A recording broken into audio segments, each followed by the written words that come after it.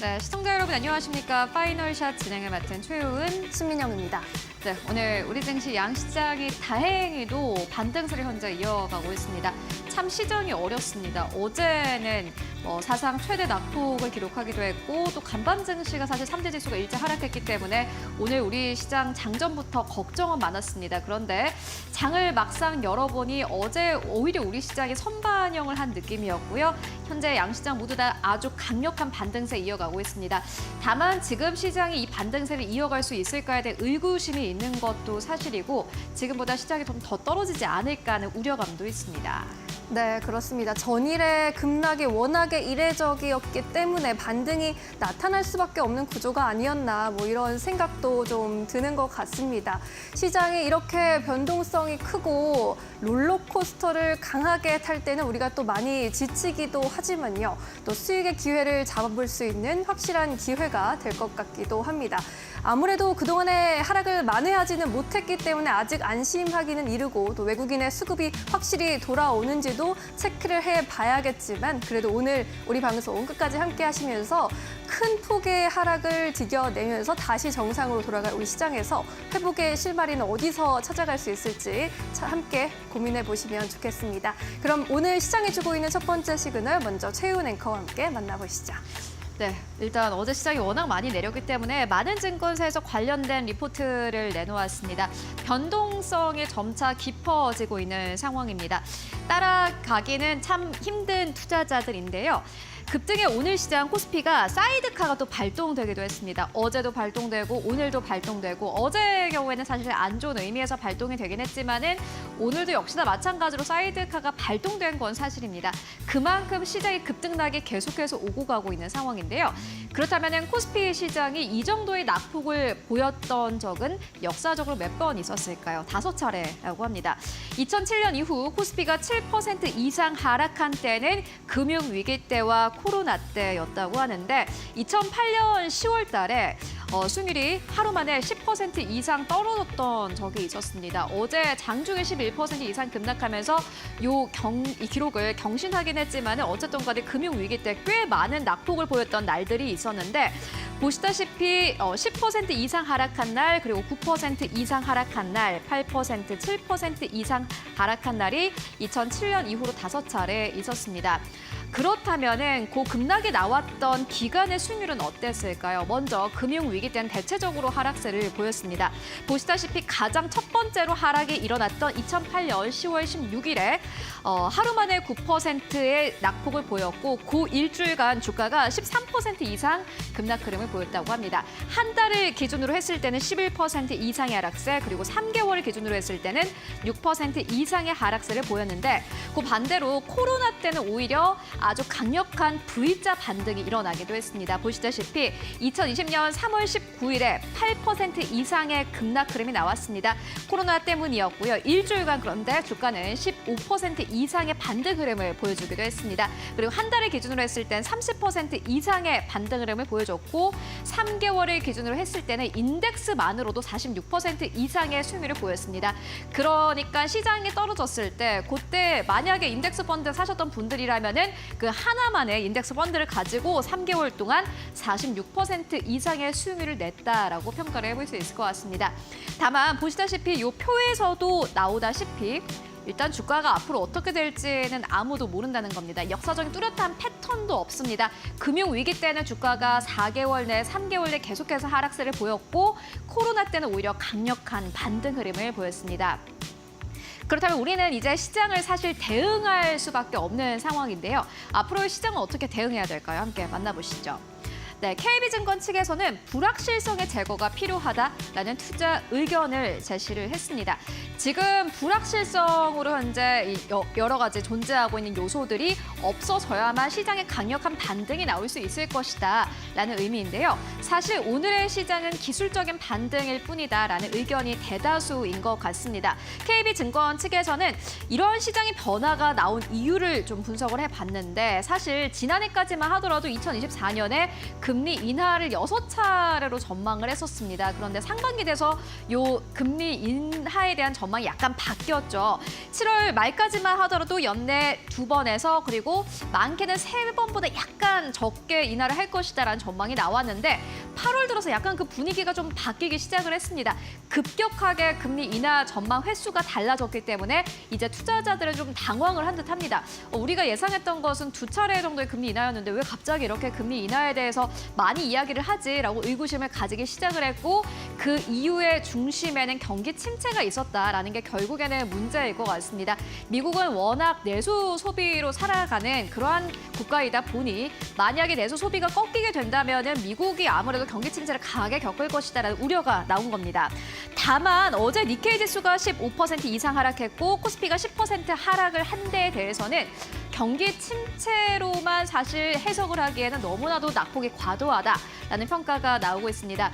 그래서 증권사에서는 또 여러 가지 이유들을 찾아봤는데 두 번째 이유가 엔캐리 청산이 있었습니다. 엔캐리 청산도 주 이유로 추정해 볼 수 있다라고 KB증권 측에서는 이야기를 했고요. 어쨌든 간에 금리 인하, 경기 침체, 그리고 엔캐리 트레이드 모두 다 불안을 촉발했다는 것에는 아주 강력한 공통점이 있다라는 투자 의견을 제시하기도 했습니다. 다만 KB증권 측에서는 이 길게 봤을 때는 한국 증시 긍정적으로 바라보기도 했습니다.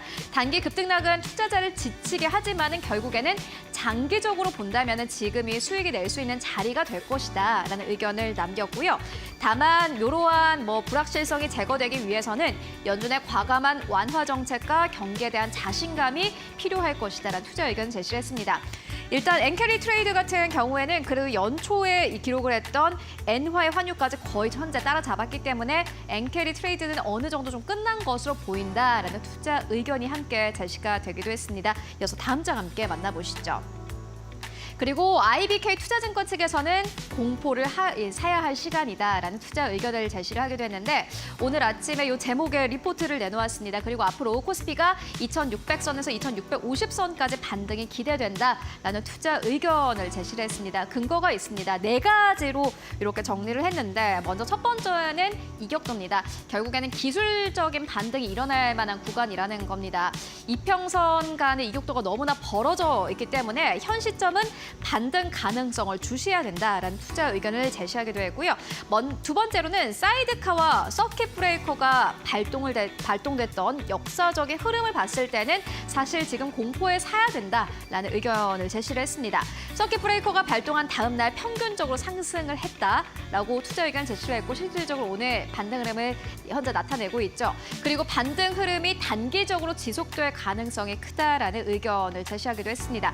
세 번째와 네 번째는 빅스 지수 그리고 공포 및 탐욕 지수였는데 빅스 지수와 공포 및 탐욕 지수도 역시나 마찬가지로 최상단이나 최하단에 현재 위치해 있기 때문에 이러한 부분들을 봤을 때는 그래도 기술적으로 어느 정도 반등이 나올 만한 구간이다라는 투자 의견을 제시하기도 했습니다. 보시다시피 서킷 브레이커가 발동된 이후에 주가는 60일간 주가가 꽤 많이 올라온 것을 확인하실 수 있습니다.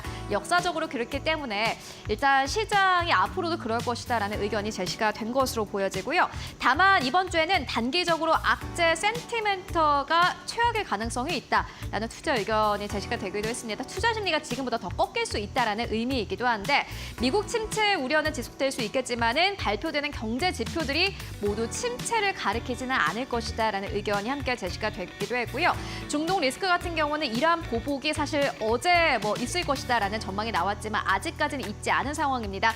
금주대로 단행될 가능성이 높은데 만약에 중동 리스크가 부각되게 되면 지금이 시장이 더 흔들리는 게 아니라 오히려 실제 교전이 발생하면은 불확실성 해소로 작용할 것이다라는 투자 의견이 함께 제시가 되기도 했습니다. 다만 시장의 앞으로의 흐름은 아무도 모릅니다.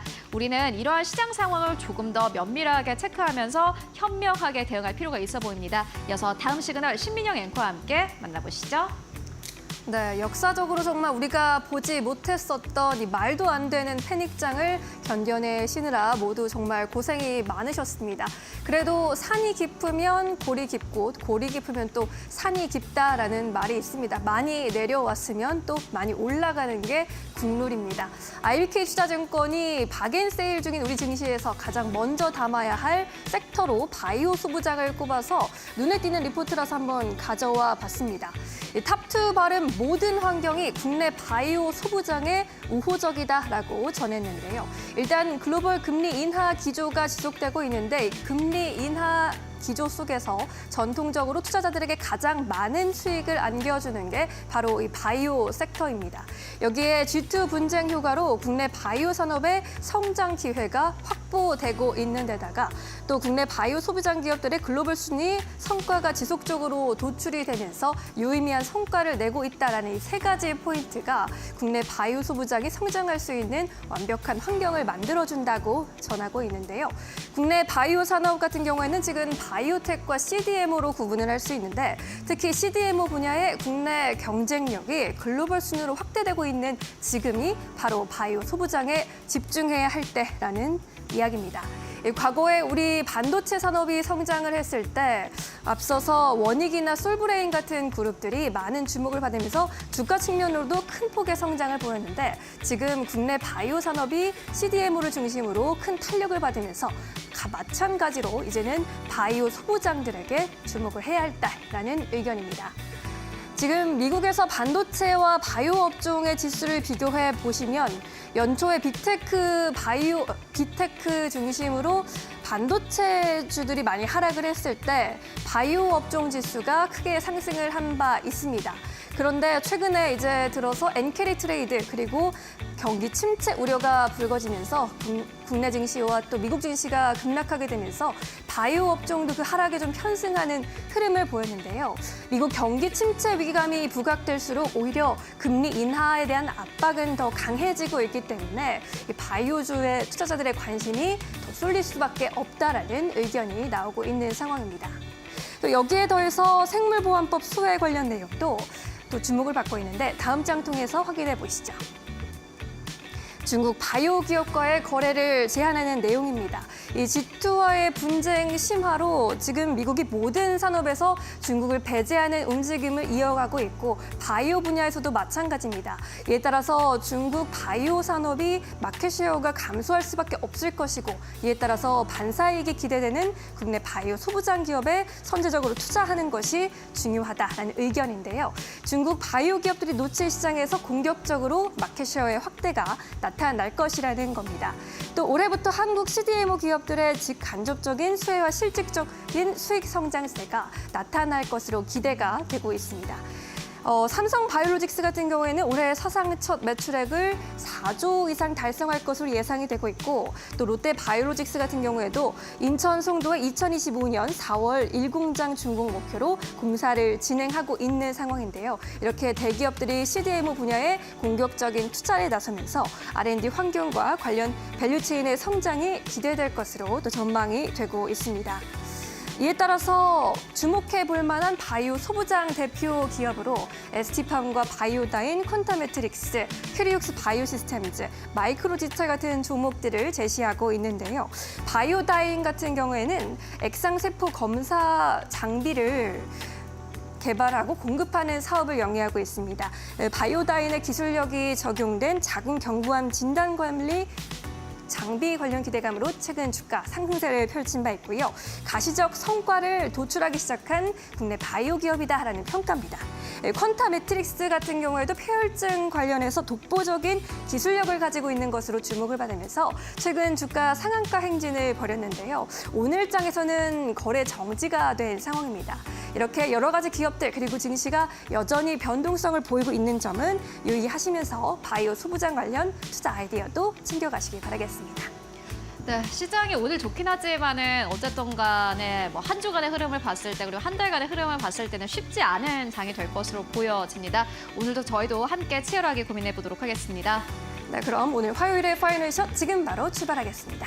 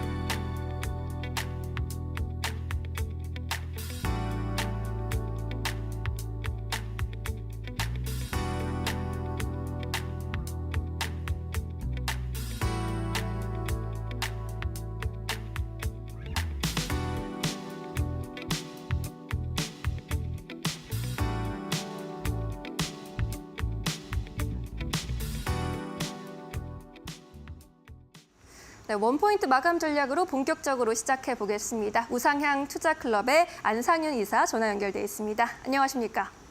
안녕하십니까? 네, 오늘 시장 반등이 나와주고는 있는데 어제 하락에 비하면 그렇게 시원한 상승은 아닌 것 같은 또 느낌이 드는데요. 투자 전략 어떻게 세워가고 계십니까?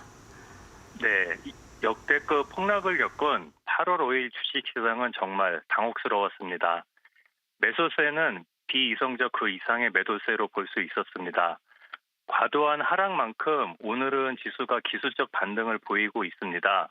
코스피는 오전 한때 급등해 프로그램 매수호가 일시 효력 정지인 사이드카가 발동했었습니다. 그러나 아직까지 이스라엘-이란 전쟁 이슈가 마무리되지 않았기 때문에 주의가 필요하며 기술적 반등을 넘어서 바닥 확인 후 추세 반전을 위해서는 미국의 경기 지표, 연준의 대응, 엔달러 환율 등 이 세 가지가 주요 요인이 될 것입니다. 최악은 지나가고 있는 모습인 만큼 당분간 해당 요인들에 주목하면서 8일 목요일 미국 실업 수당 건수 발표 전까지는 관망하며 보수적인 관점으로 접근을 하셔야겠습니다. 네, 조금 보수적인 관점 갖고 계신데 그렇다면 오늘 오후장에서 공략해 볼 만한 종목 어떤 종목 보고 계실까요?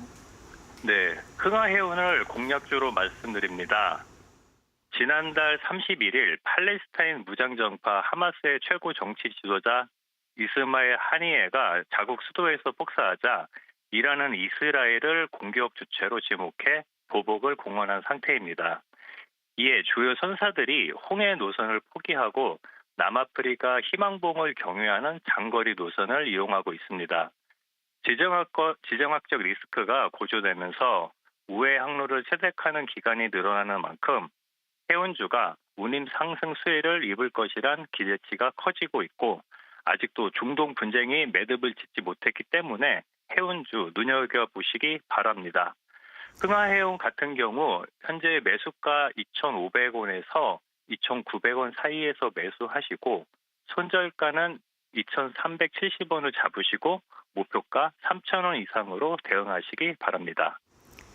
네, 중동발 리스크로 바라볼 수 있는 해운주, 그 안에서 흥하해운 추천해 주셨습니다.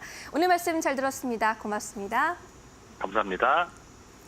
네, 이어서 외국인과 기관의 수급들 어떤 종목들을 향해서 가고 있을까요? 최윤 앵커가 전해드립니다.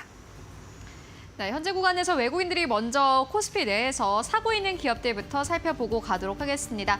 오늘 외국인 투자자들은 삼성 바이오로직스를 가장 많이 사들이고 있습니다. 두 번째로는 두산 에너빌리티 이름 올리고 있는데 외국인들이 연이어서 러브콜을 보내는 확실한 종목은 삼성 바이오로직스인 듯합니다. 그리고 세 번째로는 우선주, 네 번째로는 대한전선, 그리고 다섯 번째로 카카오가 오랜만에 이름 올리고 있습니다. 매도하는 기업들 살펴보면 외국인들 SK 하이닉스에 대해서 연이어서 매도 스탠스 이어가고 있는 상황입니다. 두 번째로는 LG전자, 세 번째로는 신한제주, 네 번째로는 현대로템, 다섯 번째로는 셀트리온 현재 이름 올리고 있고요. 이어서 코스닥 안에서의 외국인 수급 만나보도록 하겠습니다. 네, 오늘 코스닥 안에서는 외국인 투자자들은 엔캠을 가장 많이 매수하고 있습니다. 두 번째로는 실리콘2, 그리고 세 번째로는 리노공업, 네 번째로는 HPSP였는데 어제 시장에선 사실 코스닥 내에서 외국인들이 가장 많이 팔아치운 기업 중에 HPSP가 이름을 올리기도 했습니다. 약간의 스탠스 변화가 있습니다. 연이은 연속성을 잘 확인해 보시는 게 중요해 보이고요. 다섯 번째로는 알테오젠 올라와 있습니다.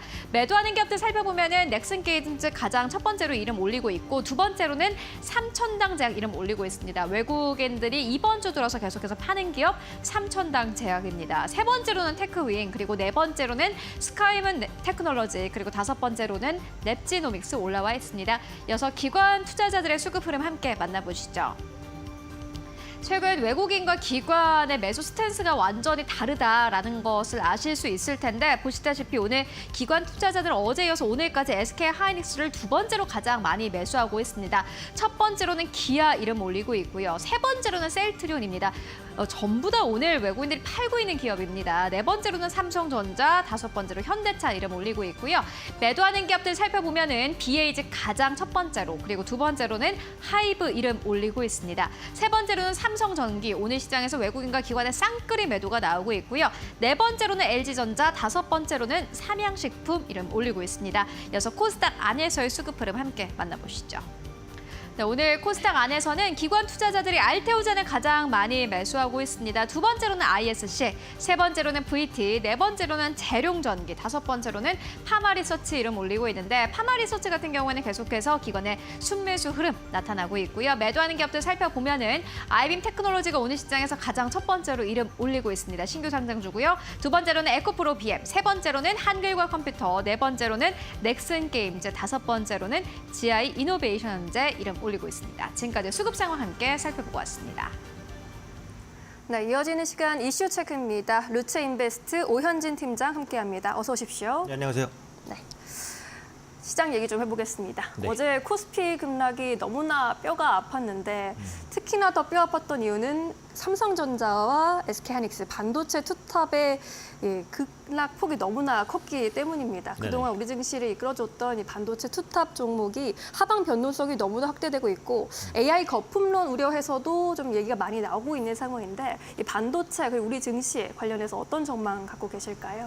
일단은 국내 증시도 그렇고 반도체주도 그렇고 제한적 반등 쪽에 무게를 두고 있어요. 일단 제한적이라는 의미와 반등이라는 의미를 나눠서 좀 말씀을 드릴 건데 일단 먼저 이제 제한적이라고 말씀드린 이유는 AI 시장 성장에 대한 의문이 일단은 피고 있다. 이 부분이 가장 크다라고 봐야 되겠죠. 언론에서 이제 얘기하는 부분이 AI 반도체를 써서 돈을 버는 기업이 없다라는 부분이죠. 실제로 그렇습니다. 이제 투자가 진행되고 있는 부분이기 때문에 몇 년간은 없을 거예요. 그럼 AI를 통해서 돈을 벌고 있는 기업은 뭐냐? 하나밖에 없죠. AI 반도체를 파는 기업입니다. 뭐 엔비디아라든지 파운드리의 TSMC라든지 HBM을 공급하는 SK하이닉스라든지 TC본더를 공급하는 한미반도체라든지 이런 기업들만 돈을 벌고 있고 그 AI 반도체를 사서 쓰는 업체들은 대부분 다 적자예요. 이번에 AI 붐이 이제 일었을 때 가장 처음에 이제 부각됐었던 기업이 챗 GPT의 오픈 AI 이 부분이었습니다. 근데 이 오픈 AI조차도 올해 7조 원대 적자를 낼 것으로 보여져요. 그래서 실제로 이제 AI를 적용해서 돈을 버는 기업이 없다. 이런 불안감이 커진 부분이 아무래도 기술주가 재반등을 해도 전고점을 돌파하기 어렵게 만드는 부분이다. 이렇게 말씀드릴 수 있을 것 같고 다음에 이제 시황적인 부분이 좀 불안하기는 하죠. 네, 연말 미국 대선 관련된 불확실성입니다. 그래서 트럼프와 해리스 부통령의 지지율이 엎치락 뒤치락하는 부분이고 지금 두 후보 같은 경우 정책이 정반대인 경우가 많아요. 친환경, 세금, 방위비 이런 부분에서는 완전히 반대 기조입니다. 그러다 보니까 당선자를 예측할 수 없는 상황에서 어떤 섹터에도 강하게 베팅하기가 어려운 환경이 적어도 이제 11월 초까지는 이어질 가능성이 높다라는 부분이죠. 이것만으로도 이제 시장의 상단은 제한될 수 있다라는 거고 또 금리 인하 기대감에 의한 지수 견인의 한계가 왔습니다. 그러니까 이전에는 지표가 안 좋으면 금리 인하 할 거니까 괜찮아. 이제 시장이 이렇게 해석을 했지만 9월 금리 인하 확률이 100%로 반영되다 보니까 지표가 안 좋으면 안 좋은 대로 그대로 시장은 악재로 반영을 해요. 그래서 앞으로는 좋은 지표가 시장에 긍정적인 영향을 끼치겠죠. 결과론적으로 금리 인하 기대감도 약해졌다. 이게 이제 반등이 나타나도 상단이 막힐 수밖에 없는 이유고 하지만 그럼에도 불구하고 어쨌든 반등한다라는 건 뭐냐면 국내 시장의 펀더멘털입니다. 올해 국내 상장사의 이익 전망치는 15% 정도 상향 조정이 됐어요. 수출은 여전히 잘 되고 있고요. 현재 코스피의 PBR은 1배가 2,900선이니까 지금은 0.9배도 안 됩니다. 그래서 이런 저평가 매력이 있기 때문에 반등은 할 것이다. 반도체도 그렇고 국내 시장도 그렇고 하지만 지수의 상단은 제한될 것이다. 이 정도로 보고 있습니다. 네, 반등할 것이다 라고 희망적인 의견을 주셨는데 정말 유례 없는 이렇게 빠져도 될까 싶은 그런 시장을 우리가 겪었고 네네. 그렇다 보면 또 순환매 장세가 나타날 것이다 라고 말씀을 해주셨는데 그렇다면 이 순환매 장세 속에서는 어떤 투자 전략 가져가는 게 좀 좋을까요? 아무래도 이제 많이 오른 종목을 피하실 필요가 있을 것 같아요. 네. 그래서 호재가 많은 기업, 실적이 좋은 기업, 모멘텀이 많은 기업이라도 일단 많이 오른 종목에서는 비중을 줄이시는 것이 맞다라는 부분입니다. 쉽게 말해서 기술적 부담이 있는 종목은 빼셔야 된다는 부분이고 반도체주가 무너지면서 반도체주만 무너진 게 아니죠. 그동안 시장을 선도해 왔었던 조선주, 방산주, 그리고 제약바이오주, 악재가 하나도 없었음에도 다 밀렸어요. 그래서 그런 부분들이 고점에 대한 부담을 느끼고 있다는 의미고 그렇다고 이제 많이 빠진 종목을 무조건 사면 안 되겠죠. 수급이 들어올 만한 명확한 이유가 필요합니다. 실적이 확실히 좋아지던가 아니면 적자폭이 줄던가 아니면 자사주 매입 매입을 하던 주주환원 정책, 배당 확대를 하던 하락 후에 이제 기술적인 지지가 확인이 되던가 그래서 많이 빠진 종목 중에서도 모멘텀이 있는 종목을 사셔야 된다라는 부분이고 순환 매장세가 이어질 거라고 생각하는 근거는 증시에 대기 자금이 풍부하기 때문입니다. 투자자 예탁금은 54조 원 정도, 현재 CMA 잔고가 80조 원대로 10일 전 대비해서 10% 정도 끌어올려졌고요. MMF 설정액도 한 달 전 대비 6조 원 증가했습니다. 네. 이 풍부한 자금들이 어쨌든 증시 주변에 머물고 있기 때문에 어디로든 갈 거예요. 근데 어디로 갈 거냐라고 한다면 물론 반도체로도 어느 정도 가기는 가겠지만 낙폭과대 주로 조금 더 부담 없이 갈 가능성이 높다라는 부분이죠. 그래서 말씀드린 대로 이제 낙폭과대주 그리고 소외주에 좀 주목을 해보실 필요가 있다. 앞으로 시장은 종목의 절대적인 가격이 싼 종목을 주목할 가능성이 높다 이렇게 보고 있습니다. 네. 소외된 섹터를 좀 주목해보자라는 의견이니까 그럼 거기서 좀 기회를 찾아볼까요? 네네. 2차 전지주가 가장 먼저 좀 떠오르는데 좀 많이 빠졌다, 그래서 살만하다라는 의견이 있고요. 또 한편으로는 실적 기대감이 좀 많이 떨어지고 있다라는 평가가 좀 팽팽하게 맞서고 있는 상황인 것 같습니다. 실장님 어떻게 보시나요? 네, 2차 전지주는 충분히 많이 빠졌기 때문에 저가 매수를 고려할 만하다라고 생각해요. 실제로 폭락장이 왔었을 때도 2차 전지주는 상대적으로 다른 섹터 대비 버티는 모습을 보였습니다. 네. 그리고 지금 캐즘에 들어간 것은 사실이지만 역성장은 아니에요. 성장하고 있는데 성장률이 떨어진 것뿐이죠. 6월 달에 글로벌 전기차 판매량을 보면 전년 동기 대비 16% 정도 증가했습니다. 물론 올해 같은 경우 전기차 시장이 글로벌적으로 한 30% 성장할 거라고 봤는데 15에서 20%로 컨센서스는 낮아졌어요. 근데 지금 말씀드린 대로 성장을 하긴 합니다. 성장률이 낮아진 거다라는 부분이고 한국 같은 경우는 전기차가 많이 역성장을 하긴 했는데 작년에 전기차가 좀 많이 팔렸어요. 그래서 네. 엽기적 효과가 반영된 거라고 보니까 한국의 역성장을 너무 크게 우려하지는 말자라는 부분이고요. 또 4680 원통형 배터리에 항상 기대감이 있습니다. 이게 지름이 48mm, 높이가 80mm의 배터리인데 LG 에너지 솔루션이 하반기 그리고 삼성 SDI가 내년에 생산할 것으로 보여지고요.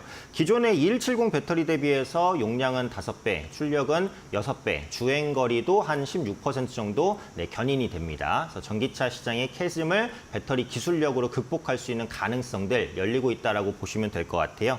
또 글로벌 ESS 시장의 고성장도 기대가 되죠. ESS에는 당연히 2차 전지가 들어갑니다. 그래서 2차 전지 시장의 전기차 시장의 부진을 ESS가 어느 정도 만회해 줄 수 있을 것이다라고 보고요.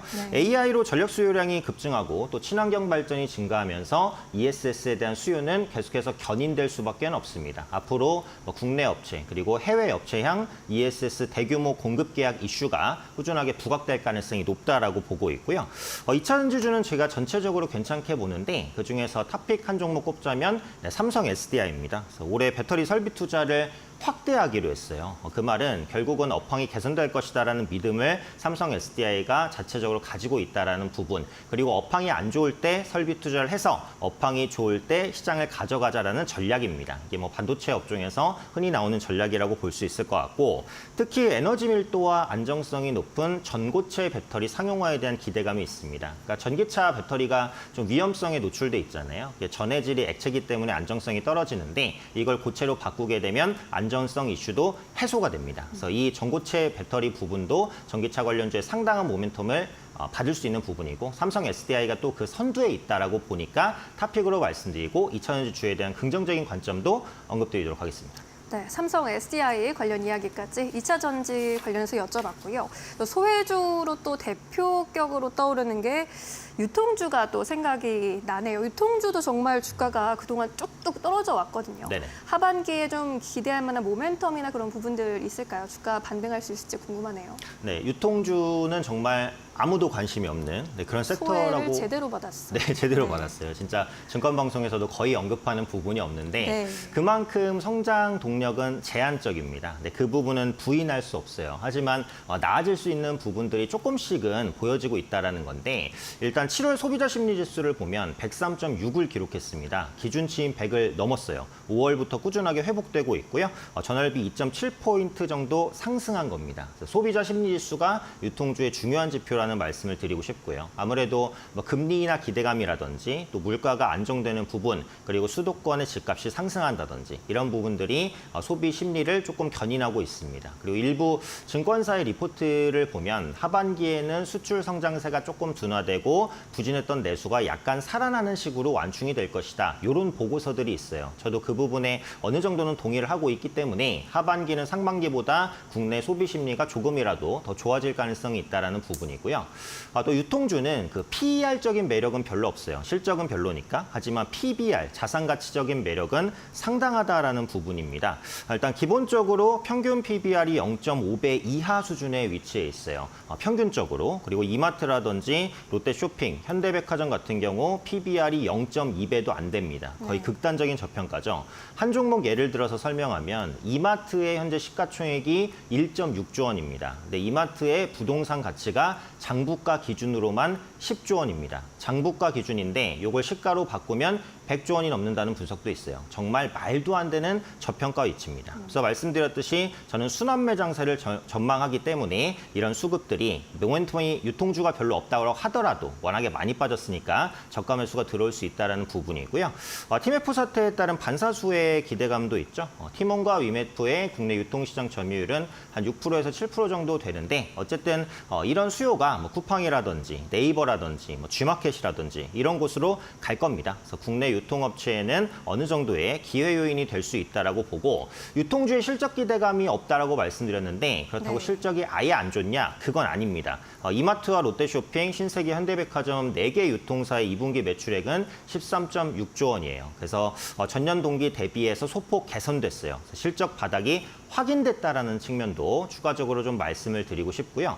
그래도 나는 이제 실적이 너무 걱정돼라고 하시는 분들은 실적이 어느 정도 나오는 유통주도 있습니다. 대표적인 게 이제 편의점주인데 그 BGF 리테일 같은 경우 카테고리별 외형 성장이 계속 이어지고 있어요. 그래서 2분기 영업이 762억으로 전년비 2.4% 감소했지만 선방을 했고요. 하이볼이라든지 뭐 주류 판매 이런 부분 호조세 보이고 있고 출점 모멘텀도 계속해서 가져나가고 있으니까 BGF 리테일은 저평가도 됐고 실적도 괜찮은 기업이니까 그 유통주 내에서 한번 선별적으로 보셔도 좋을 것 같습니다. 네, 유통주도 좀 하반기에는 반등하기를 기대해 보겠습니다. 이번에는 좀 코스닥 쪽에서 코스닥도 너무 많이 빠졌잖아요, 사실. 이 안에서도 엔터주 보면 좀 어떨까라는 게 궁금해지는데 그동안 하락폭이 워낙에 컸었던 하이브의 경우에도 최근에 하이브 2.0이었나요? 네네. 이런 전략을 공개하면서 주가도 긍정적으로 화답을 해줬습니다. 지금 이 시점에서 엔터주 다시 바라보는 건 어떻겠습니까? 네, 엔터주는 이제 종목 선별이 중요할 것 같아요. 네. 아무래도 아티스트에 대한 의존도가 높다 보니까 아티스트에 대한 경쟁력이 높은 엔터사를 보시면 역시 수익을 보실 수 있는 룸은 있다라고 생각을 합니다. 그래서 말씀해 주신 대로 하이브가 발표했던 하이브 2.0 전략은 엔터 산업 내에서 초격차 위치를 가져가겠다라는 야심찬 전략입니다. 멀티 레이블 사업 강화라든지 뭐 미국의 현지화를 추진한다든지 아니면 엔터와 연관된 여러 가지 부가적인 상품을 개발한다든지 그래서 엔터 업종 내에서 우리가 우위에 서겠다라는 전략을 발표했는데 이걸 통해서 알 수 있는 것은 엔터사들이 예전처럼 뭐 음반이라든지 뭐 콘서트라든지 굿즈라든지 이런 부분에만 얽매이지 않고 훨씬 더 다양한 산업을 하겠다라는 거예요. 그래서 이전 대비해서는 높은 밸류에이션을 받을 수 있는 가능성이 열렸다. 이게 이제 핵심 포인트고요. 또 주요 아이돌 그룹의 컴백이 본격화됩니다. 뭐 하이브의 TXT, 뭐 SM의 이제 NCT나 샤이니, 뭐 JYP 엔터의 뭐 스트레이키즈, 그리고 YG의 트레저 등의 활동이 본격화가 되고요. 또 한 가지 중요한 포인트가 지금 BOJ가 금리 인상을 하면서 엔화 가치가 올라오고 있는데 국내 엔터사 해외 매출의 20%가 일본 매출입니다. 그래서 엔화 가치가 올라가면 올라가는 만큼 수혜를 볼 수 있으니까 이것도 절대 적지 않은 부분이다라고 말씀드리고 싶어요. 앞서 말씀드린 대로 이제 엔터주는 그 아티스트 의존도가 높기 때문에 어떤 아티스트에 대한 기대감이 가장 높냐 요걸 봐야 되는데 제가 주가 위치까지 비교해 보면 JYP 엔터가 제 입장에서는 탑픽인 것 같아요. 그래서 하반기에 음반 판매량이 분명히 회복될 것 같은데 특히 신인 그룹 이제 라우드가 곧 데뷔를 합니다. 이게 몇 년 전에 그 동명의 그 오디션 프로그램이 있었는데 거기서 많은 인기를 얻었지만 데뷔가 계속 미뤄졌어요. 근데 이 데뷔가 이제 진짜 가시화가 좀 될 것 같아요. 오디션에서 인기를 입증했기 때문에 데뷔하자마자 성과를 낼 가능성이 높다라고 보고요. 스트레이키즈의 미국 투어라든지 니쥬나 넥스지를 비롯한 일본 거점의 팀의 성과 충분히 기대해 볼 수 있기 때문에 이런 부분 종합적으로 분석해 본다면 또 JYP 엔터를 엔터준의 좀 탑픽으로 말씀드릴 수 있을 것 같습니다. 네, 엔터주에 대한 분석과 함께 JYP 엔터를 또 탑픽으로 꼽아주시네요. 소외주에서 기회를 찾아볼까라고 고민하고 계신 분들 종목별로 옥석 가리기가 그 어느 때보다 중요할 것 같습니다. 오늘 말씀은 루체인베스트 오현진 팀장님께서 도와주셨습니다. 오늘 말씀 잘 들었습니다. 감사합니다.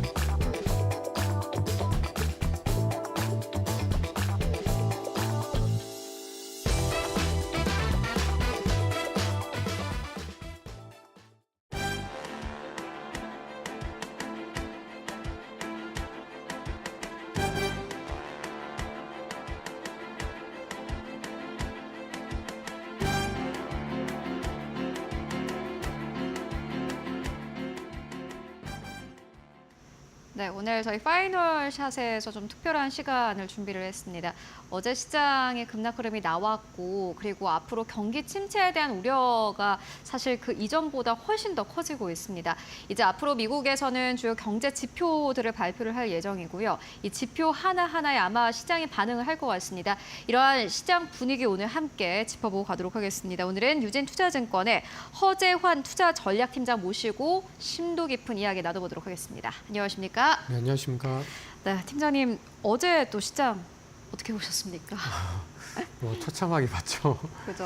뭐 사실 이제 뭐 8.7% 주가가 이제 결과적으로는 좀 떨어졌는데 그죠. 뭐 제가 계산해 보니까 90년대 이후에 하루에 이렇게 8% 이상 떨어진 경우가 뭐 순위상으로도 5위 정도 급의 굉장히 큰 폭의 하락이었고 대부분 그 정도 하락했었을 때는 뭐 9.11 테러 때나 뭐 2008년 글로벌 금융 위기 때나 뭐 IMF 외환 위기 때나 이럴 때 나타났던 거를 제외하면은 거의 처음이기 때문에 뭐 지금이 뭐 사실 외환 위기급의 그런 위기인가라는 생각을 하면 네. 좀 너무 과했다 이렇게 좀 판단을 좀 하고 있습니다. 네, 그렇다면은 이제 오랫동안 증시에 몸담으셨잖아요. 앞으로 반등 흐름이 나올까요? 뭐 전체적인 흐름은 어떻게 보십니까? 반등은 나올 텐데 이게 그 일반적인 어떤 경기가 정말 침체로 갈 때의 주가 흐름하고는 좀 많이 다른 것 같습니다. 어떻게 다릅니까? 그러니까 이제 경기가 그 침체로 갔을 때는 사실은 이제 고점에서 좀 많이 떨어지긴 하지만 사실 1년에서 한 1년 반 정도의 시간을 두고 네. 사실 약간 1%, 2%대의 하락을 연속적으로 이렇게 쭉 하지 이렇게 하루에 뭐 7%, 8%씩 이렇게 주가를 그렇죠. 빼지는 않거든요. 그래서 오히려 이런 흐름들은 과거에 보면은 약간 1987년 블랙 먼데이 때와 약간 좀 비슷한 형태가 네. 아닌가라고 좀 보여지고 그때의 흐름은 결국에는 이제 고점을 회복을 합니다. 다만 이제 87년 10월에 이제 블랙 먼데이가 발생하고 연말까지는 그게 썩 재미가 없다가 그 다음에 되면서 이제 조금씩 좋아지는 모습을 네. 좀 보여줬기 때문에 아마도 올해 같은 경우에 회복은 하긴 하겠지만 굉장히 빠른 가파른 회복보다는 일정 부분 소강 국면을 겪은 이후에 서서히 이제 연말을 향하면서 주식시장이 좀 회복을 하지 않을까라고 예상을 하고 있습니다. 네, 87년도처럼 연말까지 뭐 반등 흐름이 점차적으로 나오겠지만은 강력하게 뭔가 힘을 싣고 올라가기보다는 계속해서 이 국면에서 약간의 반등이 나타날 것이다라는 전망 함께 듣고 왔습니다. 이번에는 업종들을 좀 살펴보고 갈 텐데 사실 요 급락이 나오기 전까지 뭐 급락이라기보다는 폭락이라는 표현이 적절할 것 같은데 반도체주가 한국 증시 어떻게 보면 주도주였습니다. 네. 뭐 미국 증시에서도 마찬가지일 것 같고요. 앞으로 뭐 반도체주 같은 경우에는 어떻게 보시는지 사실 요 기회를 잡아서 이제 반도체주 내가 지금까지 너무 비싸서 사지 못했는데 이 폭락을 기회로 좀 사고 싶다 이러신 분들도 많을 것 같거든요. 어떻게 좀 진단하고 계십니까? 사실 이제 이 정도 주가가 빠졌으면은 사실은 이제 좀 장기적으로 기회다라고 좀 보는 게 맞는 것 같습니다. 필라델피아 반도체 지수 같은 경우에 거의 고점 대비 23% 거의 네. 뭐 지금 뭐 4분의 1 토막 가까이 5분의 1 토막 가까이 나왔기 때문에 사실은 좀 기회가 될 수 있다 이렇게 좀 보여지는데요. 근데 저희 국내 삼성전자와 하이닉스도 마찬가지고 미국의 반도체주들도 마찬가지고 최근에 이제 주가가 올라가는 과정에서 이게 이익에 대한 부분들이 있고 그죠. 그다음에 어떤 밸류에이션 앞으로 AI의 어떤 성장에 따른 어떤 기대감에 의해 주가가 오른 부분들이 있는데 사실 엔비디아와 일부 종목들을 제외하면 대체로 보면은 의외로 멀티플의 상승, 즉 PR의 상승, 기대감으로 주가가 오른 경우들이 꽤 있기 때문에 사실은 저는 이제 이번 시기에 좀 그 옥석 가리기가 굉장히 좀 치열하게 진행이 될 거다라고 좀 보고 있어서 사실 아주 AI 핵심 종목이라고 할 수 있는 엔비디아나 일부 종목들을 제외하면 약간은 좀 비중을 좀 줄일 필요가 있지 않을까라고 생각하고 있습니다.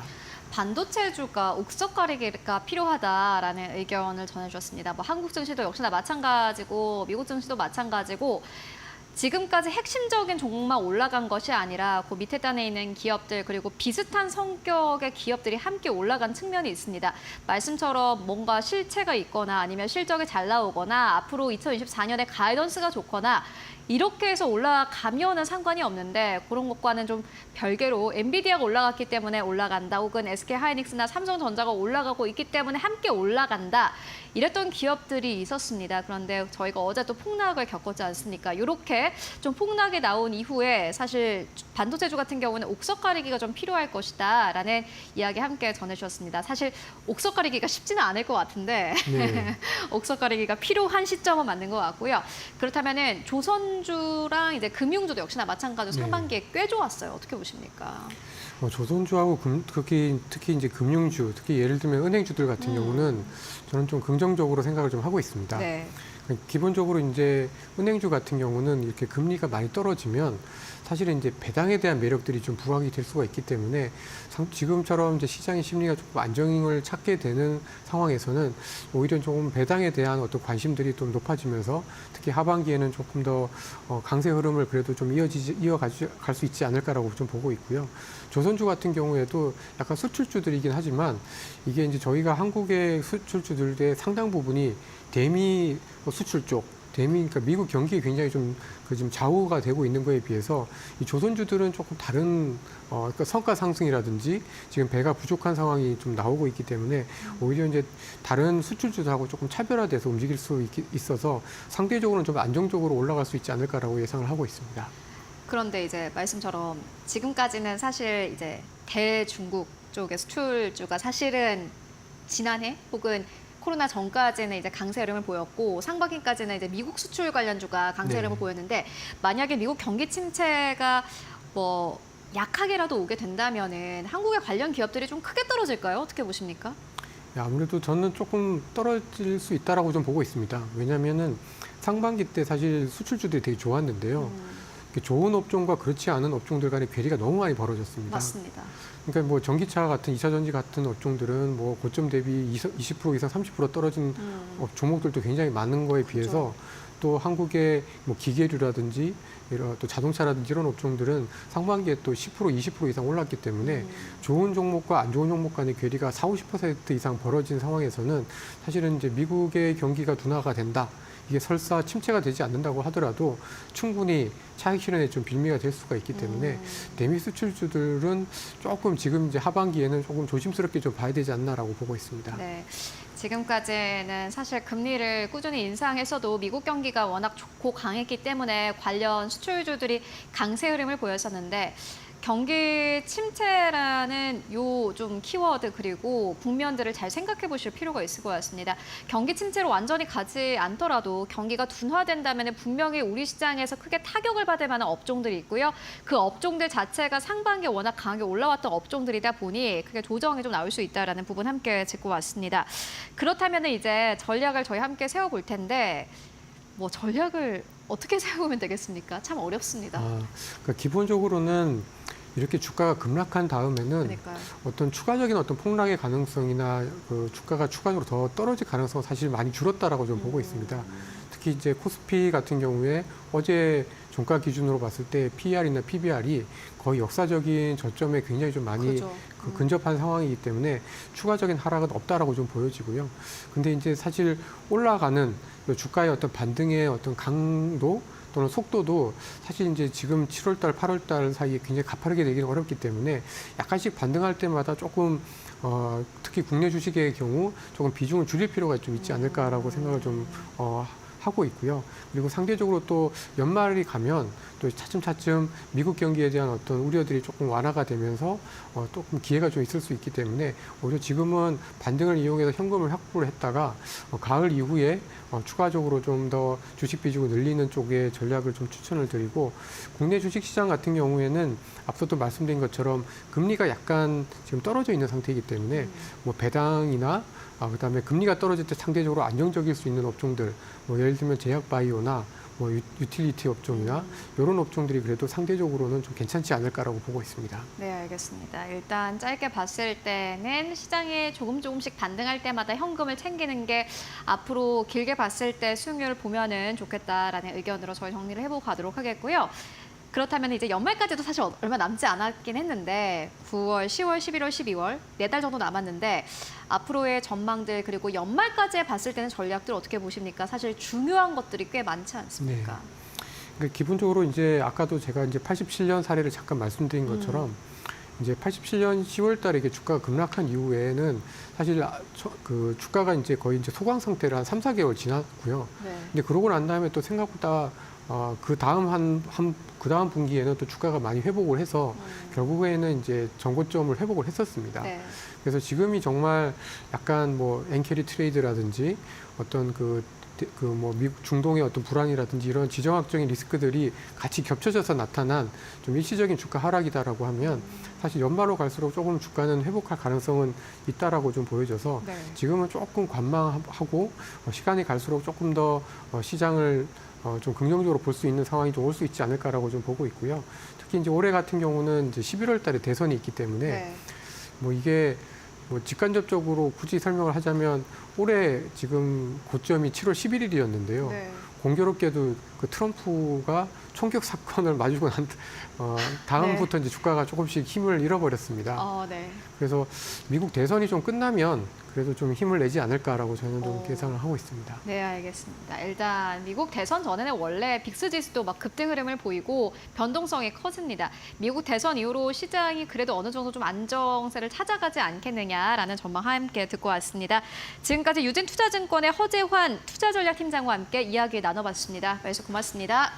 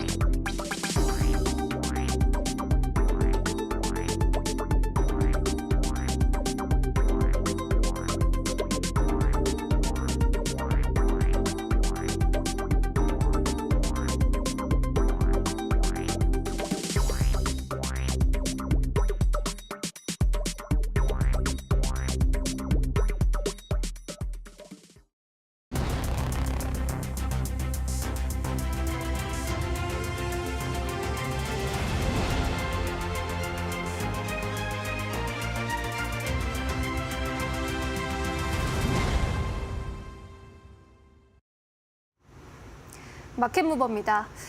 요즘 일본 엔화 가격이 크게 반등하면서 그간 엔화 약세 속에 강세를 보였던 일본 도쿄 증시가 갑자기 급락하는 등 시장에 미치는 후폭풍이 큰 상황입니다.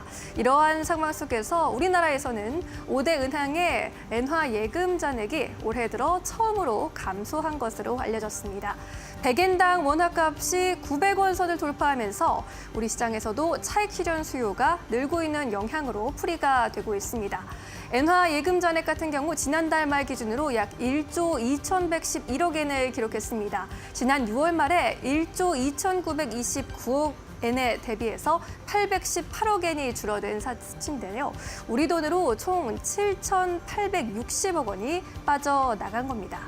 엔화를 원화로 바꾸는 환전 규모도 늘어날 수밖에 없는 상황입니다. 지난달 엔화 매수액이 128억 엔에 달하게 되면서 지난해 12월 이후 최고 수준으로 늘어났습니다. 그렇다면 엔화는 왜 이렇게 급격하게 가치가 오르고 있는 걸까요? 다음 장으로 확인해 보겠습니다.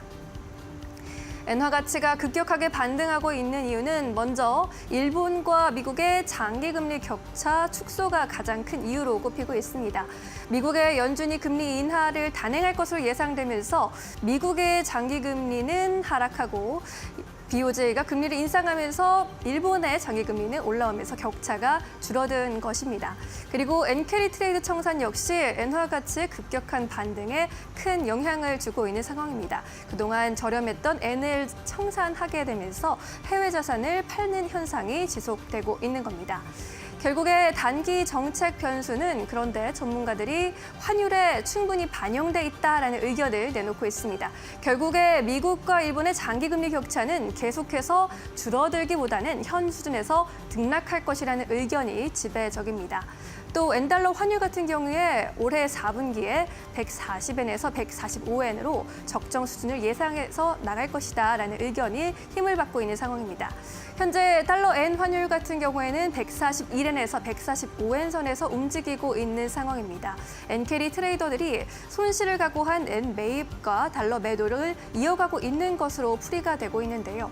현재의 급락세를 보았을 때 단기적으로 130엔 후반까지 급등할 가능성도 있다는 것이 전문가들의 중론으로 꼽히고 있는 상황입니다.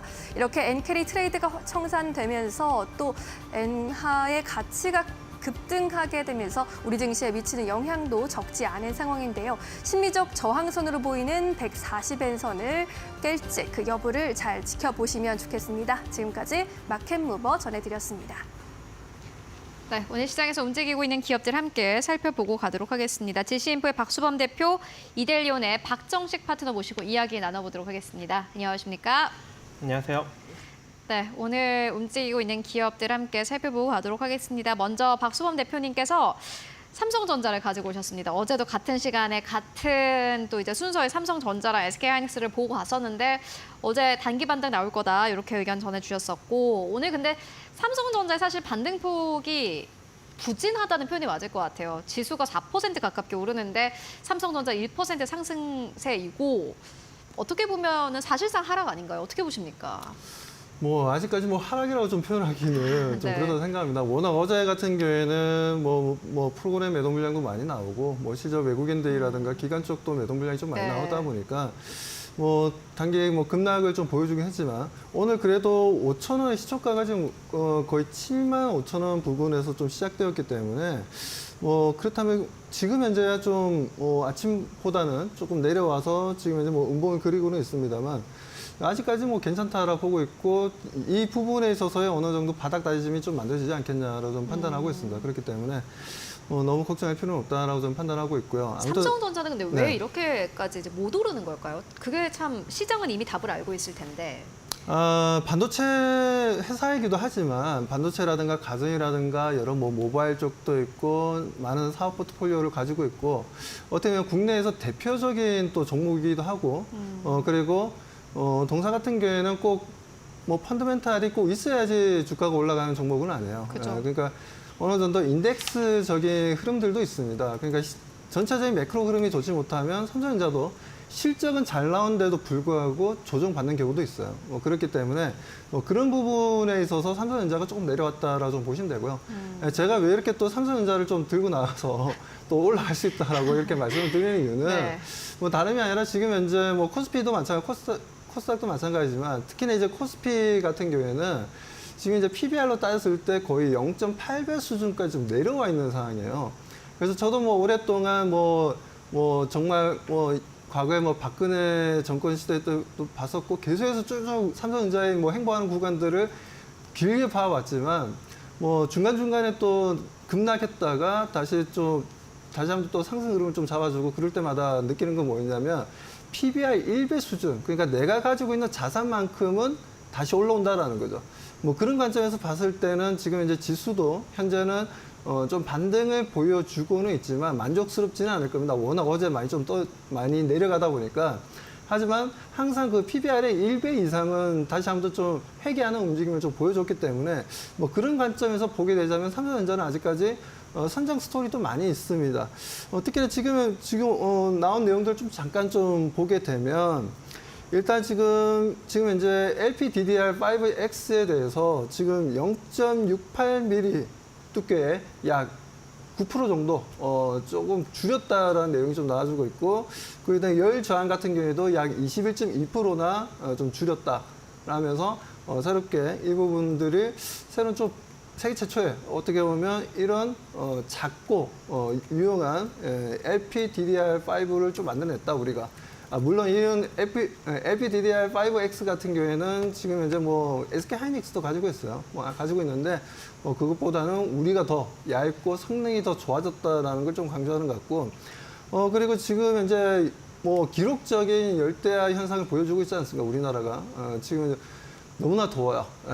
너무나 더운데 아무튼 그 부분에 있어서 에어컨 판매량이 최근 들어서 50% 이상 지금 현재 증가하고 있다는 내용도 좀 나와주고 있고요.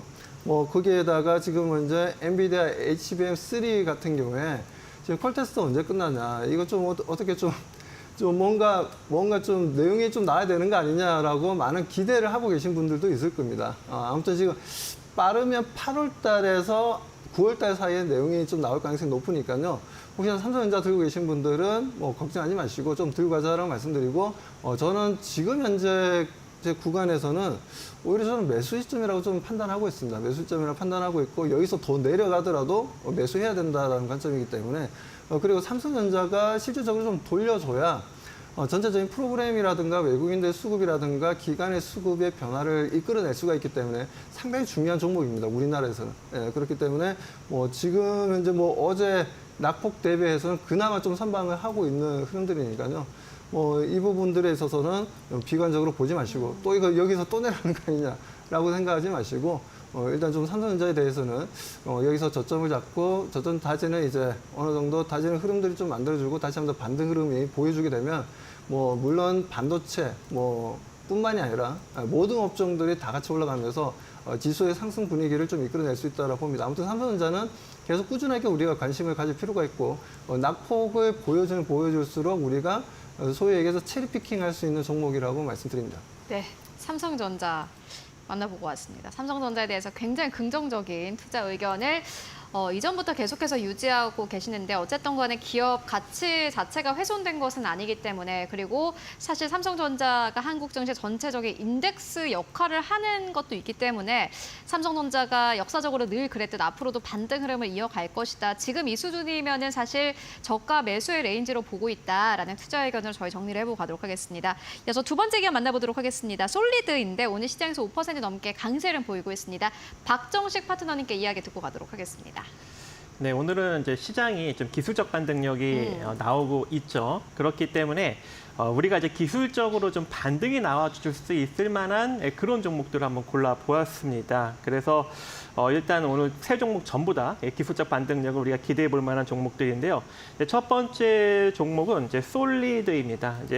제가 이제 오늘 고른 종목들 대다수가 주봉 20선을 기준으로 좀 접근하는 종목들이에요. 그러니까 또 일정 부분 또 반등력이 나오려면 실적도 좋아야 되거든요. 그래서 실적도 양호하고 주봉 20선과 이격이 좀 크게 벌어지던가 아니면 이제 막 이탈해서 빠른 되돌림을 줄 수 있을 만한 그런 종목들을 한번 가져와 보았습니다. 자, 솔리드 같은 경우에는 이미 이제 여러분들한테 한번 소개를 해드렸는데 이번 좀 시장이 좀 급락이 나오면서 동반 하락이 일정 부분 나오고 그에 따른 이격이 조금 많이 벌어졌습니다. 그래서 주봉상 현재 보시면 이제 이격이 상당히 많이 벌어졌기 때문에 서서히 이제 120 주봉선까지 이제 좀 올라갈 수 있는 여력이 존재해서 일단 조금 이제 몇 주 정도 간격을 두고 한 5,600원 정도까지 한번 우리가 기술적 되돌림을 노려볼 수 있을 것 같은데 오늘도 한 5% 정도 상승력이 나오고 있습니다.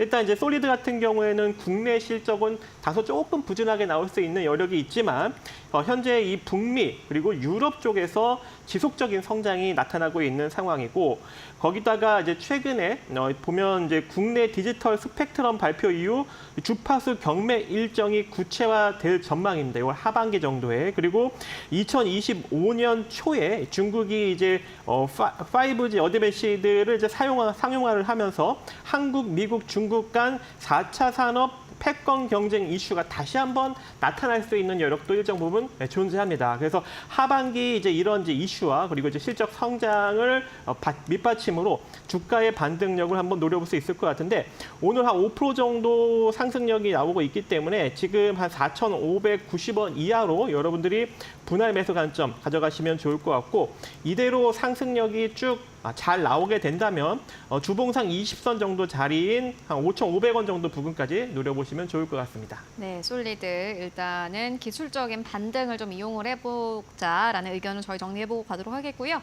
이어서 세 번째 기업 바로 만나보도록 하겠습니다. HD 현대일렉트릭인데 어제 또 요 관련 기업들을 이야기를 해주셨습니다. 오늘 시장에서 8% 가깝게 급등 흐름 나오고 있습니다. 28만 5,500원대에서 거래가 되고 있고 뭐 전력 관련 기업들 같은 경우에는 사실 어제 시장에서도 하락폭이 전체 지수 대비해서는 선방하는 흐름 보여줬습니다. 오늘 시장 또 반등도 강력하게 나타나고 있는데 어떻게 보십니까?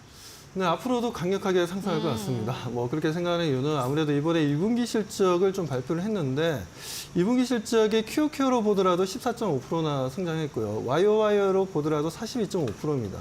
영업이익이 63%고요. QOQ상. 그리고 YOY상 봤을 때 257%. 당기 순이익도 70.5%. QOQ로 봤을 때 YOY상을 봤을 때 290%. 엄청난 성장을 보여주고 있습니다. 2분기 들어서 지금 현재 매 분기마다 매출도 그렇지만 영업 마진율도 그렇고 계속 증가하고 있는 추세입니다. 뭐 그러다 보니까 HD 현대일렉트릭을 안 볼 수가 없어요. 뭐 경쟁사라고 한다면 뭐 LS 일렉트릭도 있고 뭐 효성중공업도 있고 하겠지만 거의 제가 봤을 때는 지금 이제 실적만 놓고 보자면은 상당히 좀 가파르게 단기간에 시장을 점유해 나가고 있다는 걸 좀 느낄 수가 있습니다. 특히나 이런 흐름들을 보여주는 이유가 최근 들어서 발주량이 보면은 국내 시장은 거의 발주량이 상반기에 거의 없었어요. 많지 않았지만 실적은 좀 미국 같은 북미 같은 경우에는 발주량이 상당히 좀 컸던 부분들이었습니다. 뭐 그런 부분들에 있어서 송배전망이라든가 변압기 부분, 특히나 동사 같은 경우에는 앨범음악 쪽에 또 공장을 가지고 있다 보니까 클라이언트들로부터 발주가 일어나면 바로 미국 공장에서 생산해서 바로 납품이 빨리 이루어질 수 있다는 부분들, 그런 장점이 있다 보니까 미국 시장에서 상당히 좀 시장 침투율을 상당히 좀 많이 높였다라고 저는 보고 있고요.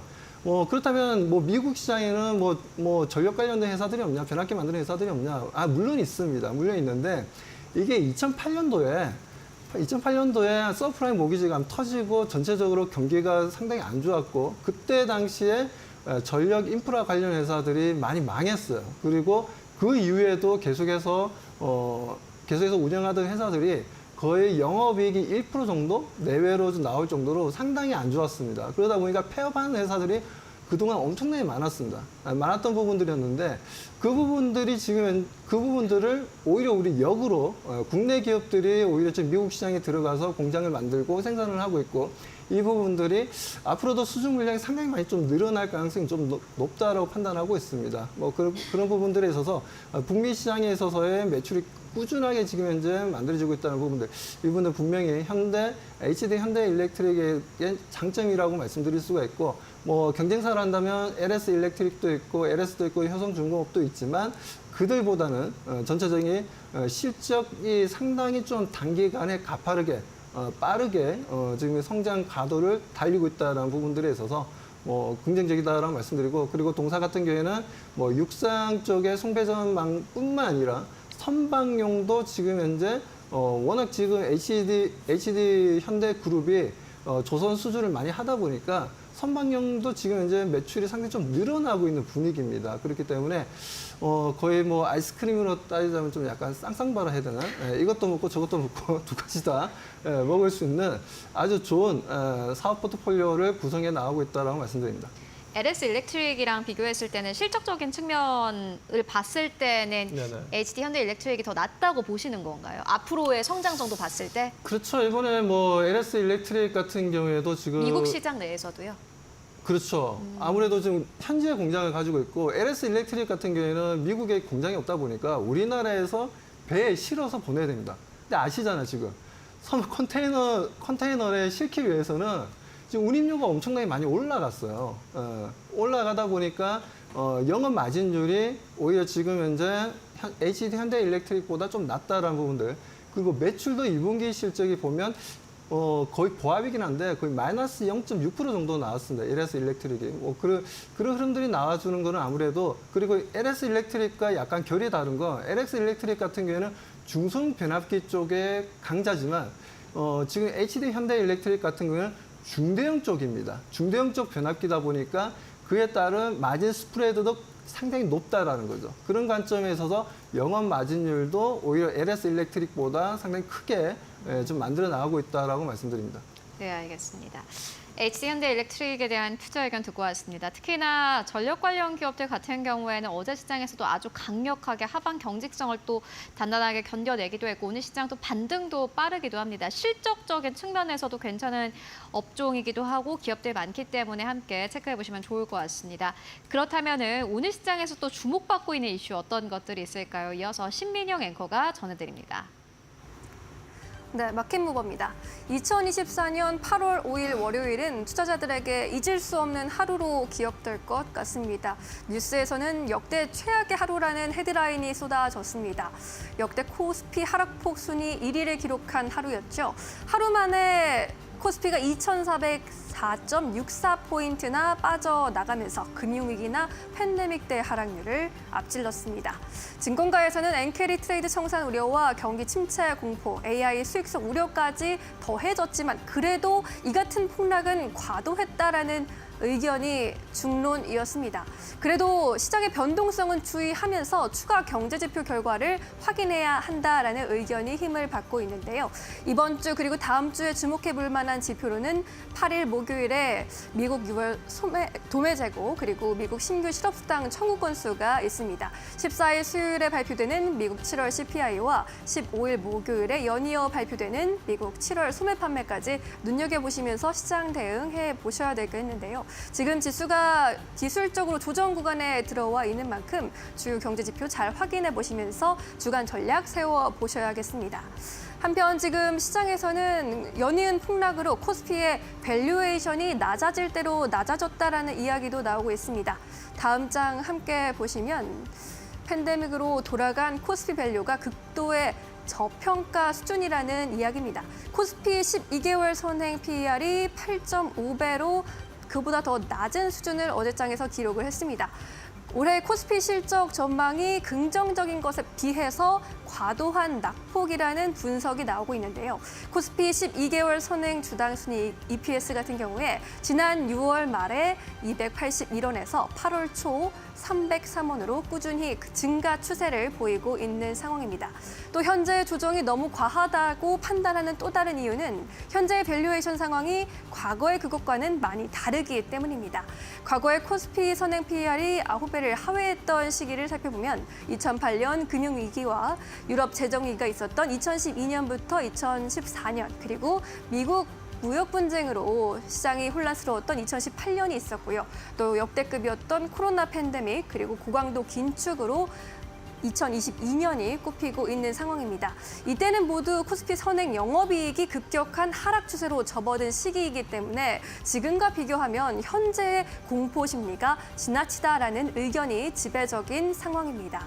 아무래도 AI 버블론 그리고 경기 침체 우려로 시장이 우려할 만했지만 이번에 패닉셀링은 과도했다라는 겁니다. 그래도 이 패닉셀링을 이겨낸 우리 투자자들 한층 더 강해져 있을 것이라고 확신합니다. 이제는 패닉셀링의 공포를 넘어서 이 위기를 누가 기회로 삼을 수 있는지 현명한 투자 전략이 중요해지는 시점입니다. 지금까지 마켓무버 전해드렸습니다. 네, 이어서 기업 이야기 계속해서 해보도록 하겠습니다. 다음 기업은 삼보모터스입니다. 박정식 파트너님께서 가지고 오신 기업인데 오늘 시장에서 7% 가깝게 급등 흐름 나오고 있습니다. 4,180원대에서 거래가 되고 있습니다. 이 기업 어떻게 보실까요?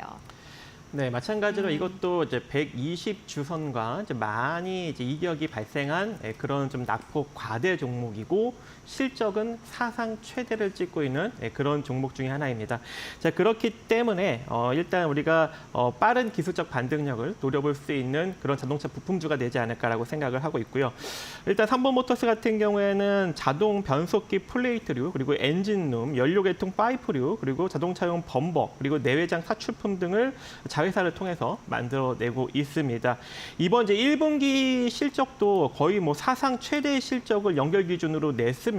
그래서 매출이 일단 3,705억 원, 그리고 영업이익이 201억 원을 이제 달성을 하면서 전년 동기 대비 각각 8.24%, 49.92%나 달성을 하였는데 아무래도 이제 자회사 쪽의 매출이 많이 나오면서 급격한 성장을 이루어낸 것으로 일단 판단이 됩니다. 그래서 이러한 실적으로 인해서 지난해 사상 최대 실적을 달성을 했지만 올해도 그 실적을 넘어서는 사상 최대 실적을 달성할 가능성이 매우 높은 그런 상황이고요.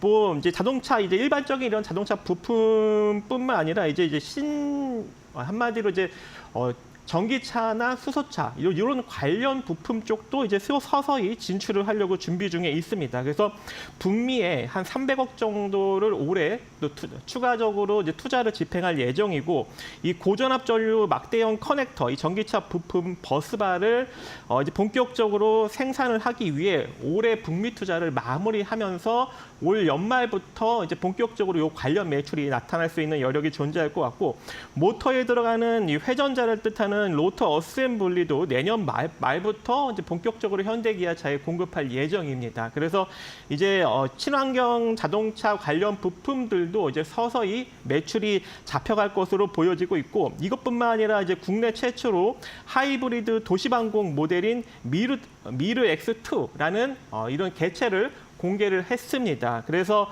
앞으로 이제 도시망공 관련으로도 충분히 성장이 나타날 수 있는 그런 기업이기 때문에 우리가 이제 여기 지수가 좀 많이 빠지고 동반 하락했을 때 저점 매수에 나서면 좋은 기업이다 이렇게 판단이 되고 있고요.